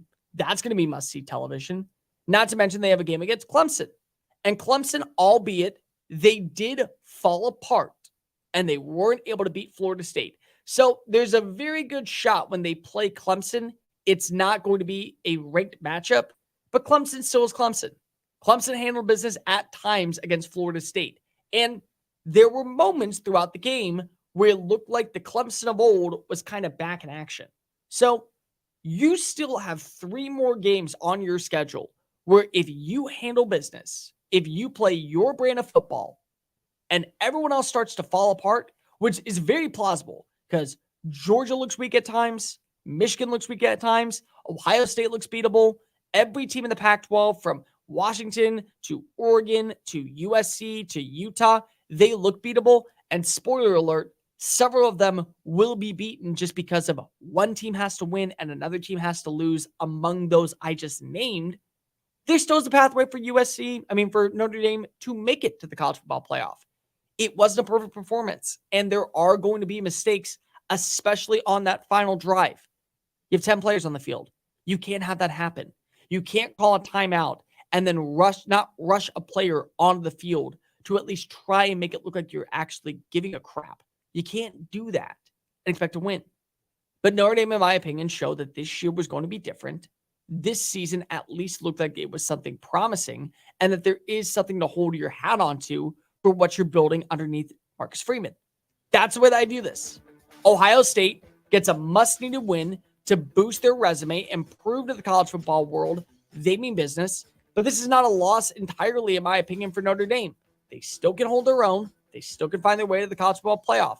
And maybe, if we're all very lucky, we'll get to see the rematch later on in January. Hour 3 next. In times of economic uncertainty and chaos, your money means nothing. You may not even be able to get it from your bank or ATM. And the money you do have in the stock market will go down and down. What you can bank on is gold and silver. Gold and silver have been a reliable and trusted form of currency for thousands of years. Gold and silver have never been worth zero, and typically gold holds its value during economic turmoil. Call the Gold Hotline now and learn how to protect your money and your assets with gold and silver. And learn how to set up a new IRA or roll over your current one into a gold-backed IRA. Protect your money from the next market crash with gold and silver. Call now for your free gold guide. 800-281-4224. 800-281-4224. 800-281-4224. That's 800-281-4224. The diehards. There's a lot that think they're the king, you know what. And those shows out there are awful. Yeah, but I've also been very good at grooming co-hosts to be like really national spectacular talents. And then I sit here in my basement broadcasting live. This is funner. I suck. This is funner. Funner. Is that a word? Funner? You don't even drink. No. The Diehards, weeknights from 8 to 10 Eastern on the Sports Map Radio Network. First Name Sports with Greg Frank. So Cardi B threw a microphone at a fan last week, and the microphone sold for nearly $100,000 on eBay. You know, I've talked about before how I'm not really into sports memorabilia collecting, because when you think about how much it costs to obtain some of the real authentic merchandise, and then what you do with it, which is essentially nothing, like it just sits in a room where you have a bunch of collectibles. And that's on sports stuff where at least you could, I could be like, oh, Michael Jordan's shoes from the game against the Jazz, where in 1998 he made the shot over Byron Russell. I don't see any appeal behind a collectible microphone, much less one that's $100,000. You're talking about what you're going to do with $1.5 billion? I'll tell you what, if I had $100,000, I'm damn sure not spending it on a microphone. First Name Sports, weekday afternoons from 1 to 4 Eastern. Imagine learning about radio and being mentored by true radio professionals in real radio stations. Well, actually, you don't have to imagine, because there's Radio Connection. Radio Connection gives you the opportunity to learn one-on-one and be mentored by radio pros. Plus, you don't have to worry about getting into a crazy amount of debt with school tuition either. Radio Connection keeps their tuition at much lower costs. To find out more info, visit radioconnection.com. The diehards. I got a picture with Rick Pitino. I don't even know if I have it up here in my wall of fame here in the studio. Not in this studio. And I'm like, oh my God, this is the greatest thing ever. Rick Pitino is running one of the greatest NBA franchises ever to rebuild them in the glory days. Larry Joe Bird was on his way out, bad back and all, and Kevin McHale's not walking through that door. Robert Parrish not walking through that door. And you're like, oh my God, Rick Pitino's going to do this. And what's his first move? He fires right out of that. Like, are you freaking crapping me? I almost said the bad word right there. Like, seriously, dude? You have the stones to fire Red Auerbach? Like, the best that ever did it? Are you kidding me? But anyway, I digress. Rick Pitino's a clown. You know the emoji? Think about it. Look, picture in your brain, Die Hard Nation. That emoji, the clown, Rick Pitino. The Diehards, weeknights from 8 to 10 Eastern on the Sports Map Radio Network.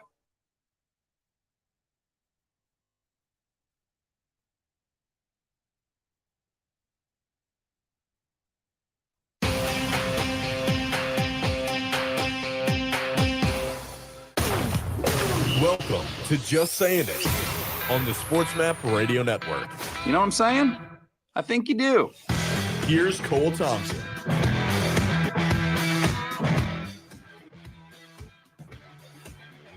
The world of sports never seems to sleep. Apparently, neither do you, and we all know neither do I. So welcome on into Just Saying It right here on the Sports Map Radio Network. Cole Thompson in the driver's seat, getting you caught up on everything you might have missed heading into a marvelous Monday morning action. 800-224-2004. Call on the show. Tell us what you like, what's on your mind, what you want to talk about, and whatever really you think is absolutely worth discussing. Call on in, 800-224-2004. At Mr. Cole Thompson on Twitter, at SportsMap Radio. You can download the Just Saying It podcast version of the show on iTunes, Spotify, YouTube, Audio Boom, wherever else you get your podcast listening systems. And make sure that you also download the SportsMap Radio app, carry us in your pocket throughout your day. That way you don't miss a second of all of our great local programming. If you want, you can also watch us live every single day on YouTube. We are here, we are loaded, and we are trying to build a platform. We got over 100 subscribers. Let's try and get to 200 within the next 2 weeks, okay? The great, wonderful Michael Hernandez on the other side of the glass producing. Fun final hour planned ahead. Beatdown, belittling, berating, in South Beach, Florida. Miami gets the biggest win since 1966 in the NFL. Are they not only the team to beat in the AFC, but is Tua Tagovailoa the favorite to win the MVP? I think so. Let's also discuss what we saw yesterday for the New York Jets. They end up losing to the likes of the New England Patriots.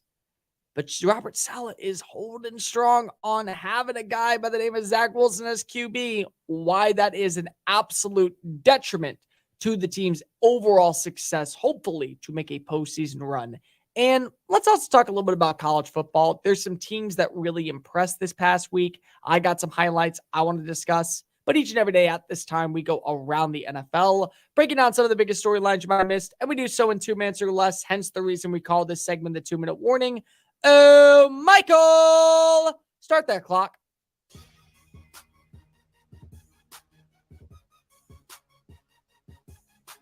The Saints earned their first loss of the season Sunday against the Packers, which came in the wake of quarterback Derek Carr getting knocked from the game with a right shoulder injury. Although Carr was eventually ruled out of the game and ultimately sent to local hospital for further testing, New Orleans can breathe a sigh of relief. Carr suffered an AC joint sprain in his right shoulder, but has seemed to have avoided a more serious injury than originally expected. It was also reported that after multitude of tests, there was no additional damage found in Carr's throwing shoulder. Carr was hurt on the third quarter sack by linebacker Rashawn Gary, where he was whipped to the ground and unable to shield himself while protecting the ball. Carr was 13 of 18 for 103 yards and an 8-yard touchdown pass to tight end Jimmy Graham before exiting the game with New Orleans up 17-0. The Saints would not score again as the Packers took advantage of Carr's absence to put up 18 unanswered in the fourth quarter and steal a victory. Look, losing Derek Carr for, say, a game or two is not going to be the end of the world. Losing Derek Carr for the season would be. This is not a great Saints team. Defensively, they've been able to go toe-to-toe with teams like the Titans and the Panthers that don't have great offenses. And they really probably could have won if you had Carr on the field against Green Bay to start out the season 3-0. But it's not because of the offense, because the defense made enough critical stops throughout games, and they've been able to maneuver the clock down to where they get the ball right back, and methodically they find a way to get one big touchdown to put them in the end zone. They have games they can win ahead. They still can win against the Tampa Bay Buccaneers. They still can win against the New England Patriots. They can win against the Houston Texans. They can win against Jacksonville. They can win against Indianapolis. They can win against Chicago. And they could probably beat up on a team like Minnesota. So I'm not here to say that losing Carr for, say, a game or two is going to be a difference maker. Losing Carr for the season would. So it's a good thing that right now you will have your starting quarterback hopefully back in the saddle 2 weeks from now. So when you play against maybe a Texans team or a Jaguars team, you'll be good. Mainly, though, the question is, how do you respond to play against Tampa? How do you respond to play against New England? How do you win those games? Because if you can find a way to go 4-1 to start the year and your defense continues to be able to be your backbone and your driving force, then the division still is yours, in my opinion. I said for the jump, based off of just talent alone, New Orleans is the best team in the NFC South. I like their roster. I like their defense. I like their receiving core. I don't love their run game, but I know it will get better with the return of Alvin Kamara. He is going to be back, hopefully starting next week, because if he'll be off the suspension list. If he can become more of a versatile offensive approach for the next few games with famous Jameis, okay, you're in a good spot. But mainly here, I think we all can agree, Carr is the best thing for this team, even if this team really isn't going anywhere in terms of being known as a legitimate Super Bowl contender for the 2023 season. Will Saquon Barkley be back for the New York Giants week 4 game against the Seattle Seahawks? Despite suffering what he told Thursday Night Football was a high ankle sprain in New York's week 2 win, Barkley has a chance to return to the field Monday night. An ankle sprain of the nature Barkley reportedly suffered typically keeps players out of multiple weeks. But the Giants running back, who was ruled out on a short week ahead of New York's week 3 loss to San Francisco, is angling for a speedy return. Through 2 games before his injury, Barkley had been a solid producer, racking up 114 rushing yards on 29 carries and 41 receiving yards on 6 catches. Barkley added 2 touchdowns in the second half of the Giants' thrilling comeback win over the Cardinals. Barkley will have had 15 days in between games to rest and recover before taking the field. Even with a high ankle sprain, Barkley's chances of being ruled out early this week are low. If you get back Saquon Barkley, okay, your offense becomes more dimensional. How does that change your pass protection? How does that change your offensive line woes? How does that change you being unable to find any bit of success through the air, primarily with targets not named Darren Waller? And even with Darren Waller, how does that help you out as well? You got to remember, they need a win. The Giants really need to start off the year 2-1, because here's their next stretch of games. Seahawks, Dolphins, Bills, Commanders, Jets. At most, I say you win 3 of those games. There are flaws with Seattle. Washington, I think, is a hit and miss every single week, depending on how Sam Howell looks. And the Jets right now are starting Zach Wilson at quarterback. So until you find a brand new starter to take over for Gang Green, that should basically be a win in your back pocket. But it only matters if you have Saquon Barkley, if you actually trust that your offense can't be anything more than what it is right now. And even then, you still have questions when it comes to the offensive line. Defensively, there are flaws everywhere. Kayvon Thibodeau looked horrendous after that first sack against Brock Purdy. And this team just feels like it's missing some bit of an element. I don't know what it is, but it's not the same version as what we saw last year.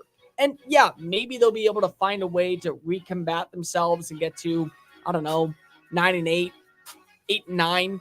And that would what you would be considered a winning season after what you saw against Dallas and what you saw against San Francisco. But Saquon Barkley's not doing that for you. It's how you build and construct your roster and how you find more consistency and continuity moving forward.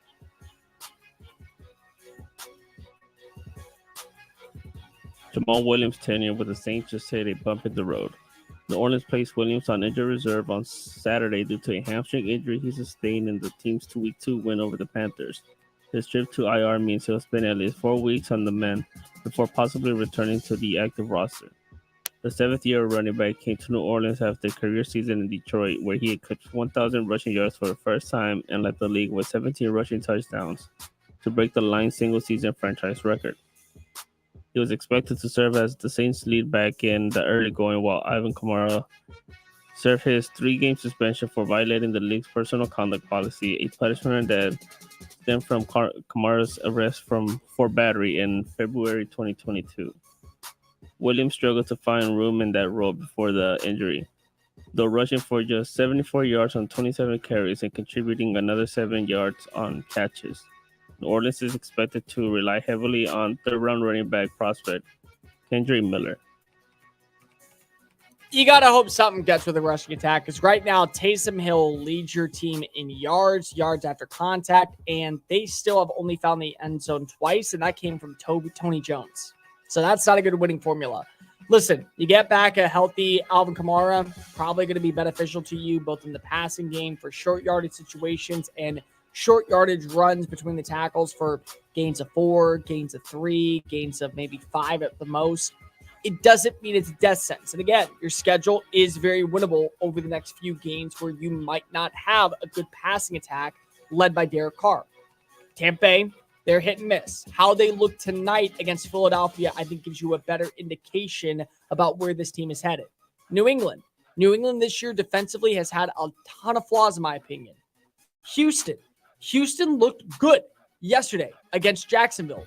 How would they look against Pittsburgh? How would they look against better defenses? Because right now, Jacksonville's defense is a complete and total cluster mess. But Baltimore's isn't. And Baltimore was able to hold Houston to 9 points. So maybe win that game.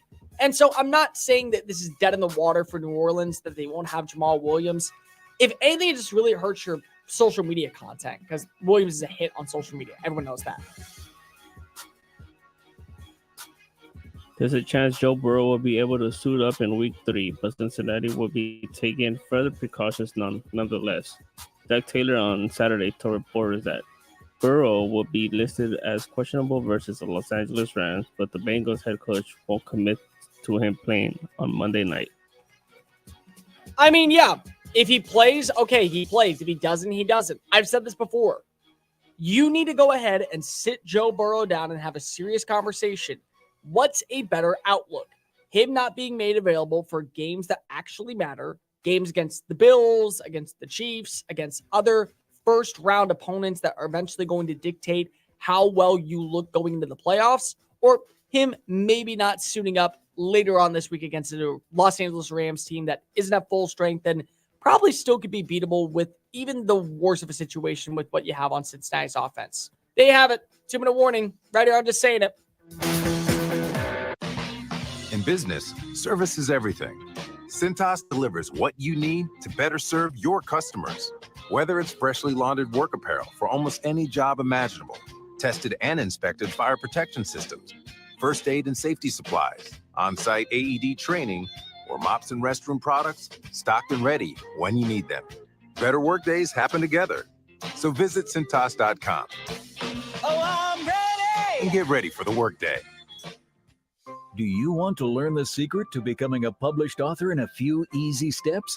Here's all it takes with help from Dorrance Publishing. For over 100 years, we've assisted individuals like you to fulfill their dreams of becoming a published author. When you call right now, you'll be assigned your own personal consultant who will help you through the entire book publishing and design process. Then, your book goes into production. It gets promoted, distributed, and finally, made available where books are sold. If you've got a book idea, call Dorrance Publishing right now for a free consultation. We'll help get your great idea out of your head, on paper, printed, and sold. It's a free, easy call. We're trusted by thousands of book authors just like you. So don't wait another day. Call now. 800-847-1362. That's 800-847-1362. 800-487-1362. Wake up call! Billy Corgan said he saw a shapeshifter once. You know, that lady has been around. No, the lady who said she saw, do you believe that's her? She's super good looking. She looks like a model. I think it is her. It probably is. I mean, why would you want to claim that? Maybe she's the shapeshifter, right? Maybe. Yeah, she's admitting to, like, she kind of had a breakdown of family, get to her under tremendous stress. But that's what the shapeshifters want you to say. Wake up call with Tony D and Ron Culver. Weekdays from 9 a.m. to 1 p.m. Eastern. You're going on a trip, but where are you going to stay? How much will it cost? Well, it'll cost less by booking on besthotelrates.com. BestHotelRates.com works with all the top hotels in the country while delivering you great hotel and room choices for the best prices. Why wait? Go to BestHotelRates.com, enter your email address, and start shopping for your next hotel room. BestHotelRates.com, it's in the name. BestHotelRates.com. VSiN's college football betting guide is now available. VSiN experts pick season win totals for every FBS team. There's also team breakdowns, trends, and line estimates for every single game this season. The full guide is only available for VSiN Pro subscribers, but you can download a free special edition of the guide right now at sportsmapradio.com. That's sportsmapradio.com. Sportsmapradio.com.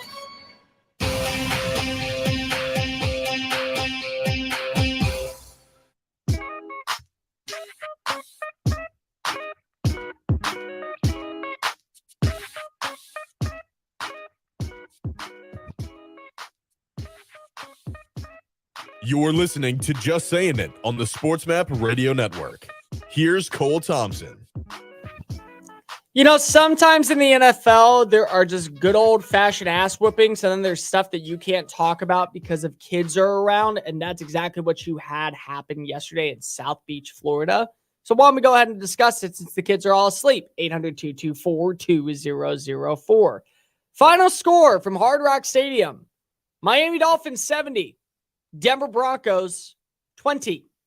Yeah, this game was an absolute brutal beatdown. It's the largest win in NFL history since 1966 when the Washington football team hung over 70 on the likes of the New York Giants. This was, in my opinion, one of those games that when you go look back and see what Miami potentially can do by the season's end, you say, yeah, that should have been the game where we knew it was all going to come together. Because it's one thing to be a one-dimensional offense that just never finds its rhythm at the right time. It's another thing to be able to win on all three cylinders. Offense, defense, special teams. They did. Tua Tagovailoa threw for 308 passing yards. He had a passer rating of 155.6. He averaged 11.9 yards per throw, and he had 4 touchdown passes. Oh, and I also might add in, he did not play the final 3 drives. So his day was done at the start of the fourth quarter, connected with Devon A-Chain for a 10-yard touchdown. And then he said, all right, I'm just going to go ahead and sit back and watch what happens. I could have thrown for 400-plus yards again, but nah, I just want to see Mike White get an opportunity to score. The rushing attack, very potent. They were able to win in the short yardage situation. They had a lot of breakaway runs. Devon A-Chain had a big 67-yard rush. Chris Brooks had a 52-yard gain. Raheem Mostert had 3 rushing scores on the day. They averaged as a unit 8.3 yards per play, and they finished with over 350 yards on the ground. Tyreek Hill, once again, human cheat code, 157 receiving yards on 9 receptions. Robbie Anderson, whatever his name is, 1 catch, 68 yards, big touchdown play to Mike White. Raheem Mostert, 7 catches, 60 yards. Braxton Berrios, 2 catches, 33 yards. Devon A-Chain, 2 touchdowns off 4 receptions. And I have yet to even mention Jalen Waddle's name because if I can't, since he didn't play in yesterday's matchup. Can you imagine what the score would have been if you had number 17 opposite of number 10? Yeah, that's embarrassing. Defensively, there were flaws beyond belief. Cortland Sutton lost 2 fumbles. Russell Wilson threw another interception. And I'm not blaming this game on Russ at all. When your team gives up 70 points, the problem is not the offense. It's the defense. Plain and simple. Russell Wilson may no longer be a superstar quarterback in today's NFL, but if you want to go ahead and blame this loss on him, you're literally falling into the narrative. The reason why Miami won this football game was because the offense is clicking, because there's great chemistry in the locker room, and more specifically, the biggest thing I take away, you have an MVP caliber quarterback in Tua Tagovailoa. Here's the problem that I hate when people bring up Tua's name in conversation. They're never going to give him the respect that he's earned. He's earned it. Let's get this out of the way real fast. The man has earned our exoneration, our praise, and our apologies for calling him a bust because he can't stay healthy. And yes, part of the biggest caveat and the thing that will derail Miami from being a legitimate contender this year is if Tua doesn't stay on the field. But Tua has looked good. The offensive line has done a decent job protecting him. Yesterday, wasn't sacked a single time. I think he was only pressured 4 times. Through 3 NFL games, Tua Tagovailoa ranks number 2 in the NFL in passing yards, number 1 among AFC quarterbacks. His completion percentage of 71.1 ranks top 10, and only 4 other quarterbacks have a higher completion percentage. Justin Herbert, Lamar Jackson, Josh Allen, Jalen Hurts. That's it. His passer rating of 121 is the highest in the NFL. 8 touchdown passes. Only Kirk Cousins has more with 9. He's only been sacked 1 time this year. His average of 10.1 yards per throw leads the NFL. Oh, and I also might add it in his team is 3-0. But people want to say that when it comes to him being a part of the MVP conversation is a hard sell because of, well, look at what he has at his disposal. An offense that's clicking on all cylinders because of the play caller in Mike McDaniel, and a human highlight reel in Tyreek Hill as your starting quarterback. Here's the analogy best way to put it. You and I are asked to run a mile. 1 mile, same pathway. I finish my mile in 8 minutes on the dot. I just take the clear-cut route. I know what I have. I know where I'm running. The lights are in my favor. I end up finishing with 8 minutes. You take a couple shortcuts. You go through some back alleyways. You go ahead and you start off really fast, and then you get a little bit sluggish down the gate, and you finish with an 8.02 minute mile. We both did the same path. We both had the same goal. I just got there faster than you. It doesn't mean that I'm not worthy of getting the win. Yeah, you have a human highlight X code cheat code in Tyreek Hill. That does not discredit Tua from hitting his receivers in stride, building a rapport with other guys like Devon Achane, Raheem Mostert, Jalen Waddle, countless others I might also add in that have helped raise his level of status of being a legitimate superstar at the quarterback position. The guy is balling out because if he is a baller. There's no other way to put it. So if you want to go ahead and say, oh, he doesn't belong in the MVP race because look at what Patrick Mahomes is dealing with. Okay, well, Patrick Mahomes also has a human cheat code in Travis Kelce and one of the best offensive minds in the NFL in Andy Reid. So try again. Well, Jalen Hurts has a brand new offensive play caller. You're right, he does, but he also has 3 superstar weapons in Dallas Goedert, in A.J. Brown, and Devonta Smith. And he also has a right offensive-minded coach in Nick Sirianni. So try again. There is no excuse for not putting right now Tua Tagovailoa at the forefront of conversations. And you can't use the excuse of, oh, well, Tyreek. No, because everyone has that weapon. Everybody that is legit has that superstar. So I don't want to hear it from you or from anybody that he is not worthy of the praise and garner and the exoneration that he's gotten to this point. Because without Tua Tagovailoa, this team is not sitting probably at 3-0. They don't win against the likes of the Los Angeles Chargers. They probably do struggle against the New England Patriots. And they definitely do not become the first team since 1966 to hang 70 points on an opponent. So I don't want to hear your conversations on why Tua is, quote unquote, lucky to be in the situation he is. Patrick Mahomes was lucky he did not get drafted by the Chicago Bears. Deshaun Watson was lucky he did not get drafted by the Chicago Bears. And the Los Angeles Chargers were lucky that Justin Herbert fell into their lap at pick number 6. It's part of the way that you build a roster. And so what Miami has done is knowing that what Tua is, found a coach that best suits him, found a wide receiver that can be a security blanket for him, built a defense in the past 2 offseasons that actually can stop plays, and now they look like the team to beat in the AFC. And that's a part that really should not come as a shock to most people. Like I say, Miami this year might be the team that nobody wants to face off against going into the postseason. And all of you would go, well, how can that be? Did you see them last year? Yeah, I did. And last year when Tua Tagovailoa was fully healthy, this was a roster that had the number 1 seed in the AFC.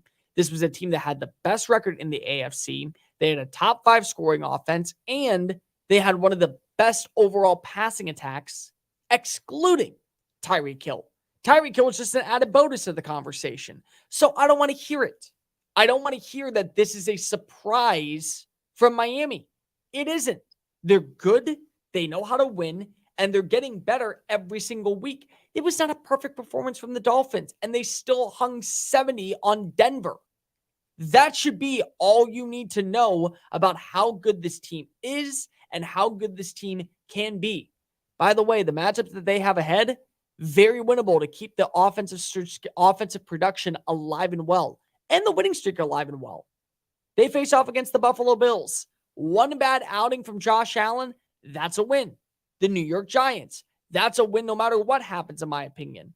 Carolina has at least some bit of guts, but they do not have the talent.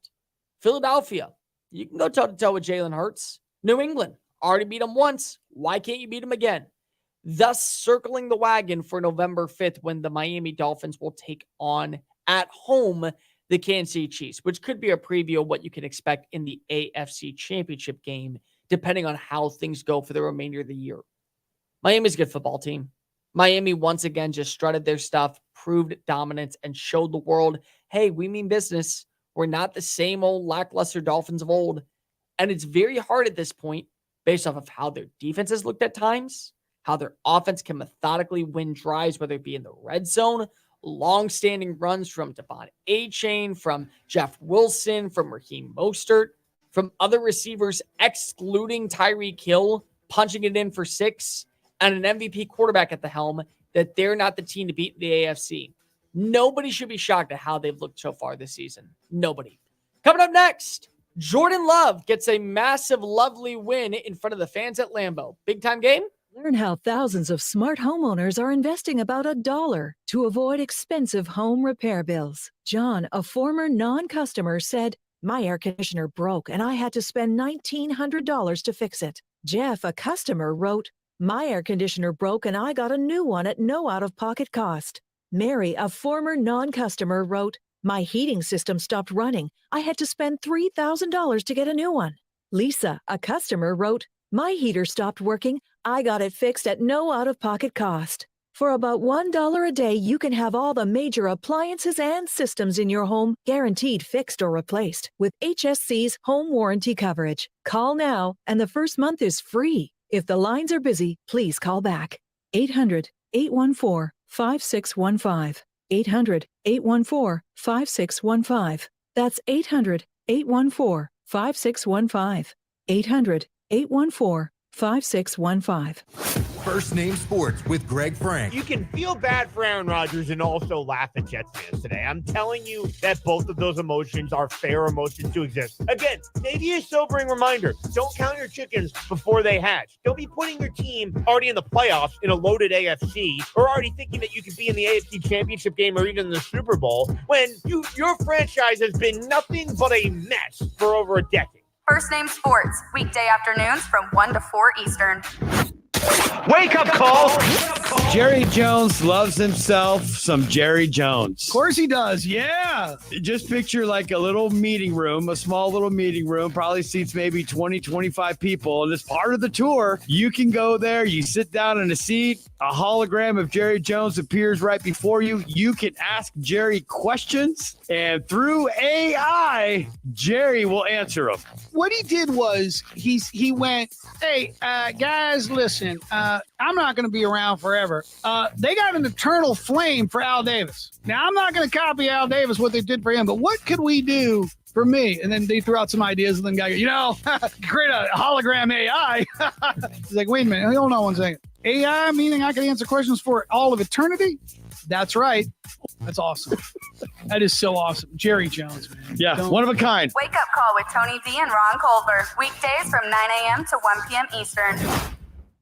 This is Ernie Johnson Jr. Sports is about overcoming obstacles, and college coaches work hard to help young men overcome Duchenne muscular dystrophy. It's called Coach to Cure MD, and you can help. Text the word CURE to 501-501 to donate $25 on your next mobile phone bill, or go online to coachtocuremd.org.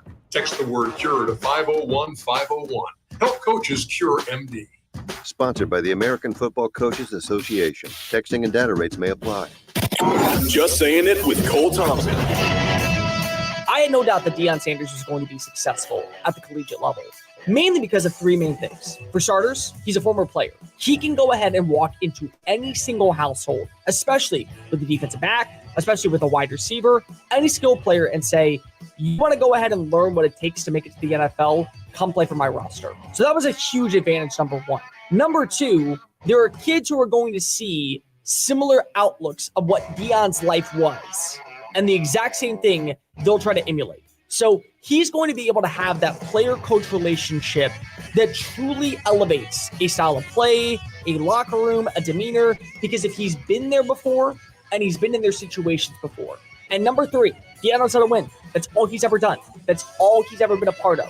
He will not settle for mediocrity in any sense of the word.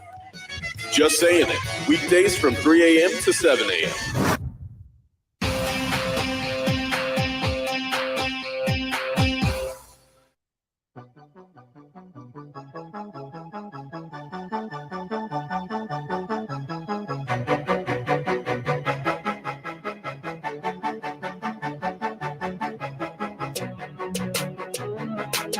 This is Just Saying It on the SportsMap Radio Network. Here's Cole Thompson. It was a lovely day at Lambeau Field. Maybe not a lovely day the way that fans expected, but still a win's a win. So I guess you can celebrate that. 800-224-2004. Jordan Love finds a way to keep this thing interesting, punches his ticket to a victory in front of the home crowd for the first time in 2023, and the first time as the future heir apparent to Aaron Rodgers up in Green Bay. Why is this massive? Well, because there are going to be narratives and there are going to be analogies that really put Jordan Love at a negative connotation. And I'll be the first to say that Love wasn't perfect. In fact, you could make a very valid argument that he actually played part of the problem very early on in the game. That arm punt that led to an interception by Lonnie Johnson, you can't make that type of throw. Even though this is your first year as a full-time starter, you've been in the NFL for 3 seasons. You know what works and what doesn't. That will always lead to a turnover. So it was bad. You didn't look good in the first half.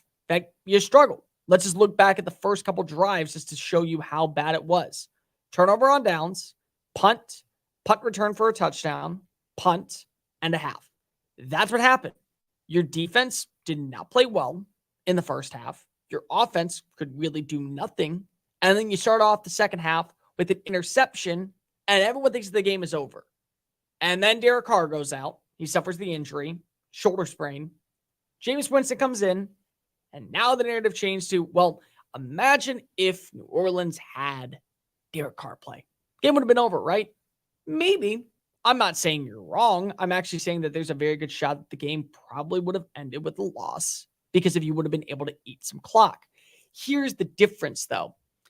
You also have to realize that Jordan Love wasn't playing with the full deck. Again, for now the third straight week. No Christian Watson. No Aaron Jones. No David Bakhtiari. No Elton Jenkins. Those are 4 key offensive players that really make and groove this offense that can do a lot of things, like running the football between the trenches, picking up the hard yards and convert on third down, a vertical threat that can absolutely stretch the field and open the passing attack for other receivers like Jaden Reed or Luke Musgraves or Romeo Doubs. Any one of those guys could have been effective if you have a guy like Christian Watson on the field.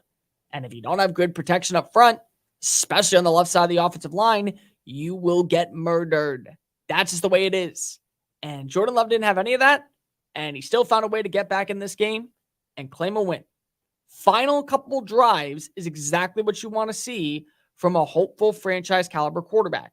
And there were some bad throws. There were also some really bad drops, but it's how you respond.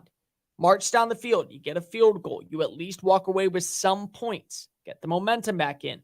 You force a quick punt. Only about 2 minutes came off the clock. Then you capitalize and push your way all the way down in the red zone. Meanwhile, on top of that, you find a way to then take matters into your own hands. Okay, well, the run game's not working. Screw it. I'll take it in myself. And now we got a ball game. Then you find your way back into the end zone, connect with Romeo Doubs, and look at that. You're right back in the saddle, and you're right back in the winner's column. Jordan Love learned underneath Aaron Rodgers, and Rodgers was one of those quarterbacks that played with no fear, no worries, and also didn't really care about the situation. Could be down by 10, could be up by 10, could be down by 3, could be up by 17. He was always going to be cool, calm, collective in the situation. And that's kind of the way how I felt right now about Jordan Love. Not saying that he's perfect, not saying that he feels like he has to do too much, but the big thing is, no matter his situation, no matter where he stands on the football field, he can deliver, he can be an easy target, and he can still build a relationship with this young receiving core. That's another thing that I think people are kind of sleeping on when talking about Green Bay right now. Green Bay is 2-1, and they probably could be 3-0 if their defense just made a couple of key stops in Atlanta last week. They barely squeaked by with a loss against the Falcons, 25-24, and they barely squeaked by with a win. But in both games, Jordan Love was the answer. You don't need to ask him to throw for 350 yards per game. You need to ask him to not have a big turnover and make sure that you capitalize when in the red zone. whether that be handing the ball off to an A.J. Dillon or an Aaron Jones, whether that be dumping off a quick pass to, say, a Tucker Kraft or a Luke Musgraves or a Jaden Reed, or taking a deep shot down the field and targeting someone, say, like a Romeo Dobbs or a Christian Watson when he's fully healthy. Those are things that you have to do. And he's done that so far. Through 3 games, Jordan Love has 7 touchdowns, no interceptions. 1 interception, a passer rating of 94.7, and he also has only been sacked 3 times. Guy's handling himself. He's cool, he's calm, he's collective. He doesn't feel like the pressure is getting to him, and he's handled himself in games that really have come down to the wire. Anybody that watched the Atlanta Falcons game knows that the reason why Green Bay lost was because its run defense was putrid. They couldn't stop Bijan Robinson. They couldn't stop Ty Algier. They couldn't get off the field on 3rd down, and it led to field goals from Younghoe Koo, thus inching and clicking away and chipping away at the lead, thus giving them the win. But this game, again, came down to bad defensive execution. It came down to inept offense in the first half. But once you finally got that rhythm, you were reeling and dealing.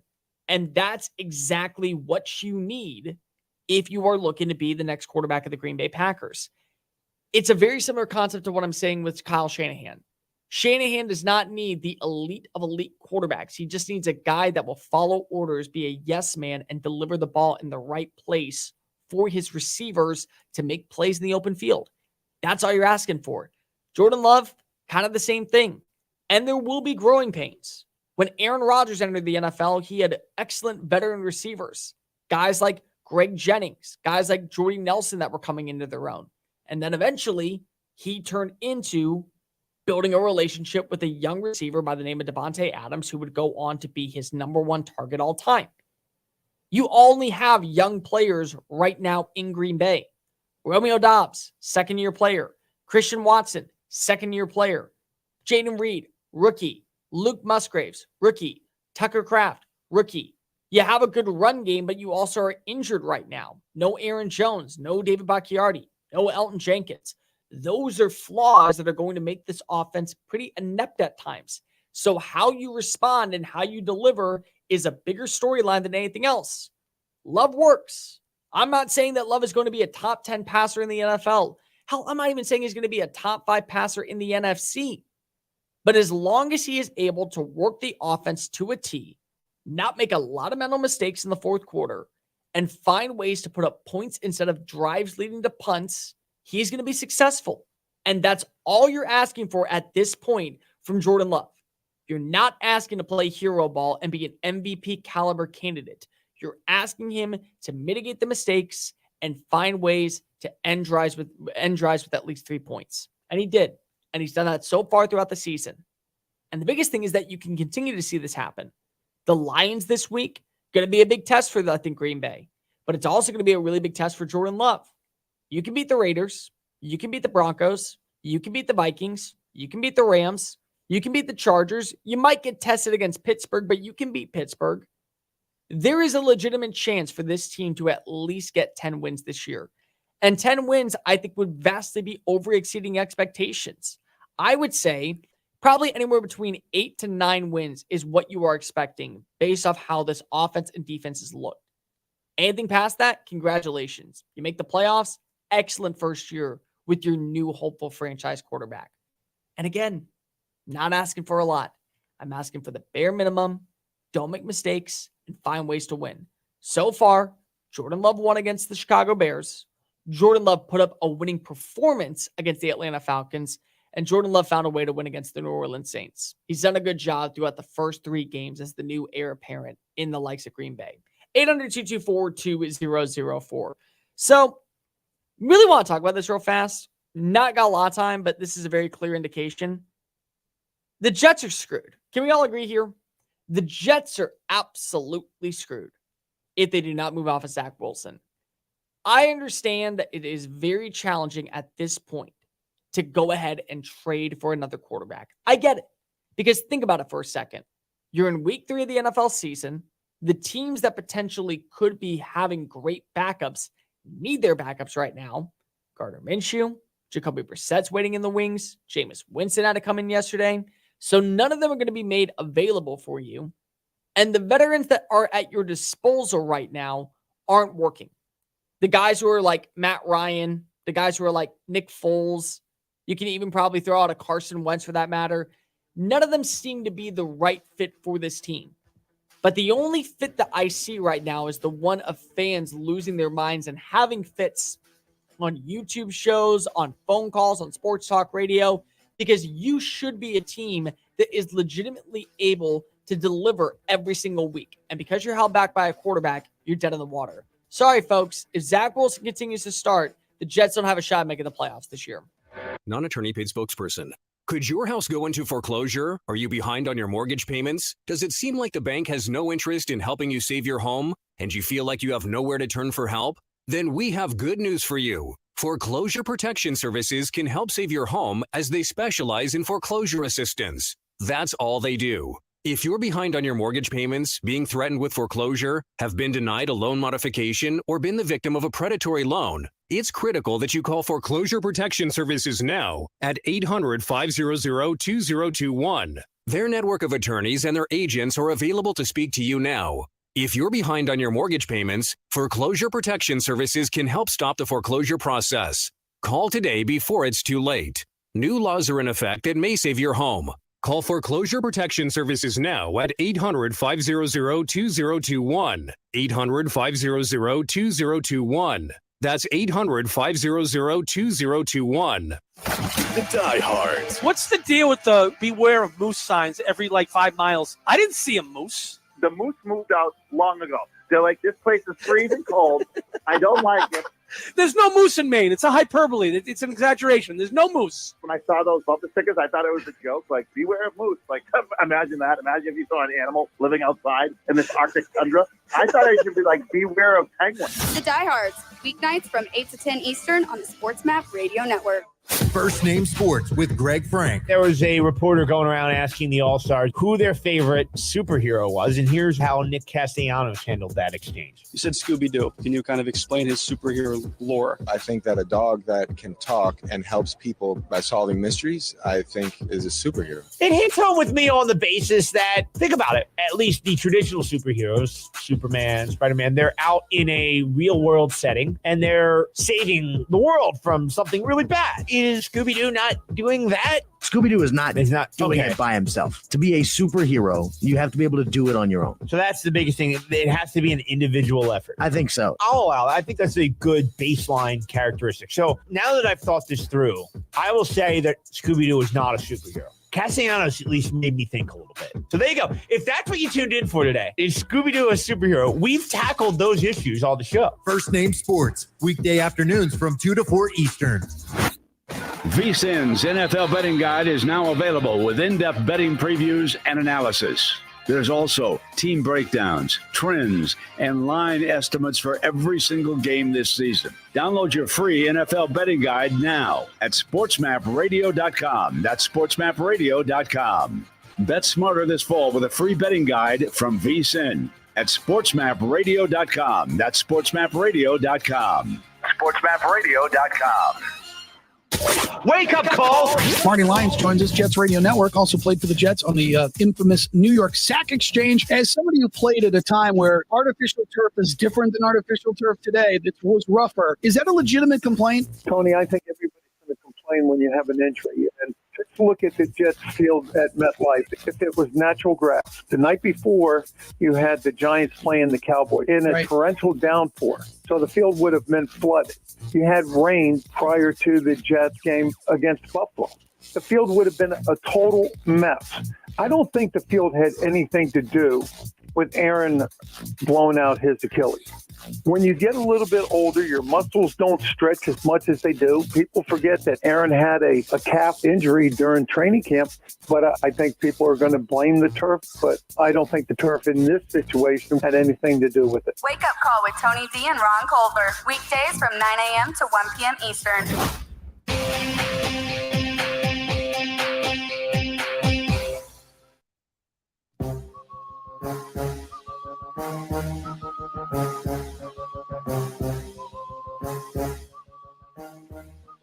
You're listening to Just Saying It on the SportsMap Radio Network. Here's Cole Thompson. Welcome back into Just Saying It right here on the Sports Map Radio Network. Cole Thompson back in the driver's seat, getting you caught up on everything you might have missed headed into a marvelous Monday morning action, 800-224-2004. And let me tell you about my friends over at Splash Sports. Splash Sports and Sports Map Radio have partnered together this upcoming NFL season to help you win a bit more cash to put in your pocket on Sundays. And you don't do so based off of your knowledge of betting, based off your knowledge of the NFL. You can set up on two different forums. We have, of course, the Just Saying It pool, and we have the Sports Map Radio pool. Inside, it's only $5 to play. You can join in on the X pool, which is basically a simple concept. Get the most wins right during a 16-game stretch and win the most money. Say you get 14 out of 16 right, you win first cash prize. Say you get 13 out of 16 right, you get second cash prize. Say you get 12 out of 16 right, and that's third place prize. Either way, you walk away with a bit more money in your pocket at your disposal every single week. The other pool is the Survivor pool. Pick a winner every single week. Decide who you think is going to be coming out on top. Wish them the best of luck moving forward because you can't pick them once again. Now, go ahead and you like a team, say like, I don't know, the Los Angeles Rams tonight. Go ahead and join on in, but then say goodbye to the Rams, but hello to maybe the Cincinnati Bengals, or maybe you want to go with the Tampa Bay Buccaneers or the Philadelphia Eagles, whoever it may be. They're at your disposal. It's only $5 to play. Sign on up. Go visit splashsports.com/sportsmapradio and splashsports.com/just saying it. Splashsports.com/sportsmapradio, splashsports.com/just saying it. 800-224-2004. We owe an apology to Jonathan Gannon this morning. We do. I hate to be that guy. And I'm not one of those people that lives in a world of overreactions or those people who believe that, you know, I know everything based off of one thing that I hear on Twitter. But if we're going to be overreactive to how things unfold this season, like the Chicago Bears having to pick a quarterback at pick number 1, which they probably should, the Denver Broncos being this inept of an offense, which they are, it's time to give Jonathan Gannon his flowers. He gets credit where credit's due. So the dude last week ended up playing a very decent game. Not a terrible game, but a very decent game against the New York Giants. They lose. They do lose. And the week before, they play a very decent game against the Washington Commanders. And they lose, but decent. And people are starting to say, before anything actually unfolds, that, hey, this team is going to be a one-and-done coaching staff. I can't buy into Jonathan Gannon whatsoever. He's weird. He's unorthodox. He's just not the friendliest person. I don't know how he's going to be able to hype up that locker room. You know, you don't win or lose your job as a head coach based off how you look at the press conference. That never has happened before. Never has. I remember when David Culley was hired by the Houston Texans. He had a terrible first-time press conference. You know what else he was? He was fun Uncle Culley. He's basically what you would see in like a 1980s sitcom when you had troubles. He would put you under his shoulder, give you advice, and you'd hear that sappy music in the background, and he'd go, "Thanks, Uncle Culley," and you'd walk off and be like, "Hey, thank you for trusting me." And it'd be a great moment. You get the good laughs, the claps in the background. Yay! Not a good football coach. But I also saw Nathaniel Hackett crush the press conference that same year. And Nathaniel Hackett was fired before the season's end. I saw Urban Meyer win the press conference. Absolutely looked phenomenal. The right guy to lead Duval County. Out of a job before the season came to a close. You don't prove your status based off a press conference. Dan Campbell said that you'd be biting kneecaps on his way up with his defense. The team has won 10 of their last 13 games. Nick Sirianni looked like he was about to have a panic attack when introduced to the media back in 2021. 2021 as a member of the Philadelphia Eagles. They went to the playoffs one year, and then they went, of course, to the Super Bowl last year. Both sucked in the press conference. Just because you look bad doesn't mean anything. Jonathan Gannon's team so far this year is 1-2. Here's the fun fact. They don't rank in the bottom 5 in any single category. Defensively, they currently are the 20th ranked defense. Scoring-wise, there's 11 other teams who have given up more points than them. Offensively as well, They rank number 18 in total yards. They rank number 18 in scoring. They rank number 22 in passing. And this is with Josh Dobbs as their starting quarterback. Not to mention, they don't really have a lot of talent outside of maybe James Conner and Marquise Brown. And the defense doesn't even have Budda Baker playing at this moment. Yet here they are looking compelling through 3 games. And unfortunately, just losing at the wrong time in the final stretch of matchups. So I'm sorry to all of you out there that say, oh, Jonathan Gaynor was a bad coach because if he doesn't know how to hype up his team. Sometimes those that talk low, talk slow, carry the biggest stick of all. Trying to give him his flowers where his flowers are due, because the Dallas Cowboys should have easily won this game and been undefeated going into a matchup against the San Francisco 49ers in 2 weeks. Now, they may be lucky to even be considered still a Super Bowl contender. 800-224-2004. All right, Michael, let's close out the show. September 25th, we have had a doozy of this month when it comes to numbers on the Coles calendar. So how many do we have today? 9. What the hell is up with this month, dude? September. Seriously. No, seriously. What the hell is up with this month? Because guess what's going to happen? In October, we're going to get like 3. We're going to get like 3 to 4 every single day. And then this month, 9, 13, 7, 14. All right, let's just knock them out real fast. Math Storytelling Day. Math Storytelling Day. No, I hate math. You don't tell stories with math. National Open the Magic Day. What does that mean? Celebrates read alouds, picture books, and love of reading. I mean, sure, why not? If you have a young kid, you basically want to teach them the motor skills, and the best way to do so is by pretty pictures. So I'm not going to say that's wrong. That's actually kind of decent. National Tune-Up Day. What does that mean? Reminds homeowners to prepare for winter heating season. I am not a homeowner. I live in an apartment complex. I have to call my landlord and say, hey, this is what's going on. And they're like, yeah, we'll figure it out. Maybe we will, maybe we won't. So yeah, whatever. National Comic Book Day. Ooh, that's a good one. That was actually a big deal in my life. I loved comic books growing up. I still read them from time to time. You know, that's like the sad thing about growing up is like sometimes you forget about things that you loved as a child. And then like you remember, oh man, I really want to read a comic book. I don't remember the last time I read a comic book. Do you? Do I what? Remember the last time you read a comic book? No. I'm trying to think. College, maybe? I don't even know if it was college. Maybe it may have been over a decade since I've read a comic book. National One Hit Wonder Day.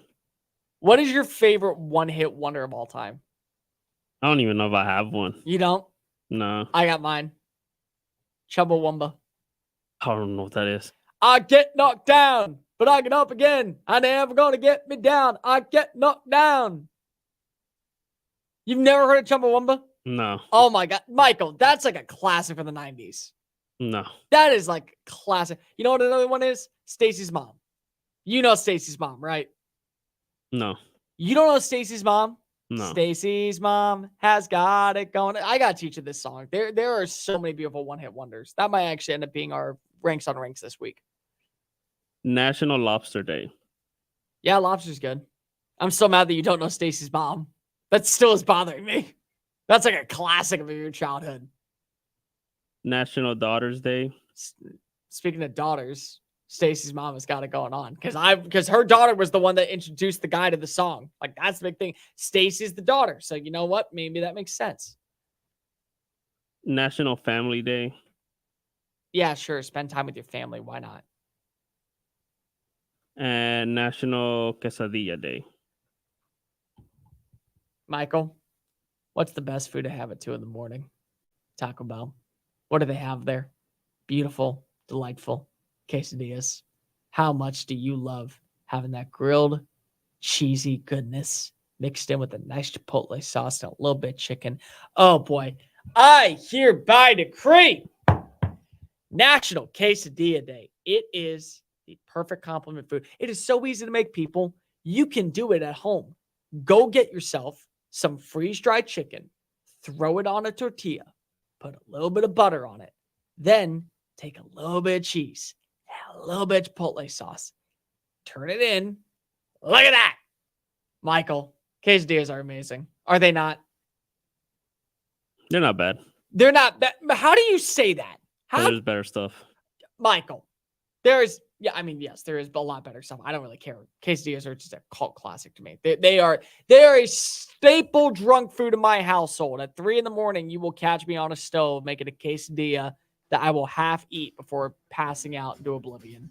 There you go. That does it for me here on Just Saying It. I will be back tomorrow to break down more NFL news. We'll talk Monday Night Football. We got 2 major games going on tonight. More news coming out of course, college football following Week 4's massive slate of games, and probably a little bit more about the MLB. It's Cole Thompson. We're Just Saying It, signing off. Have a good Monday, folks. Later.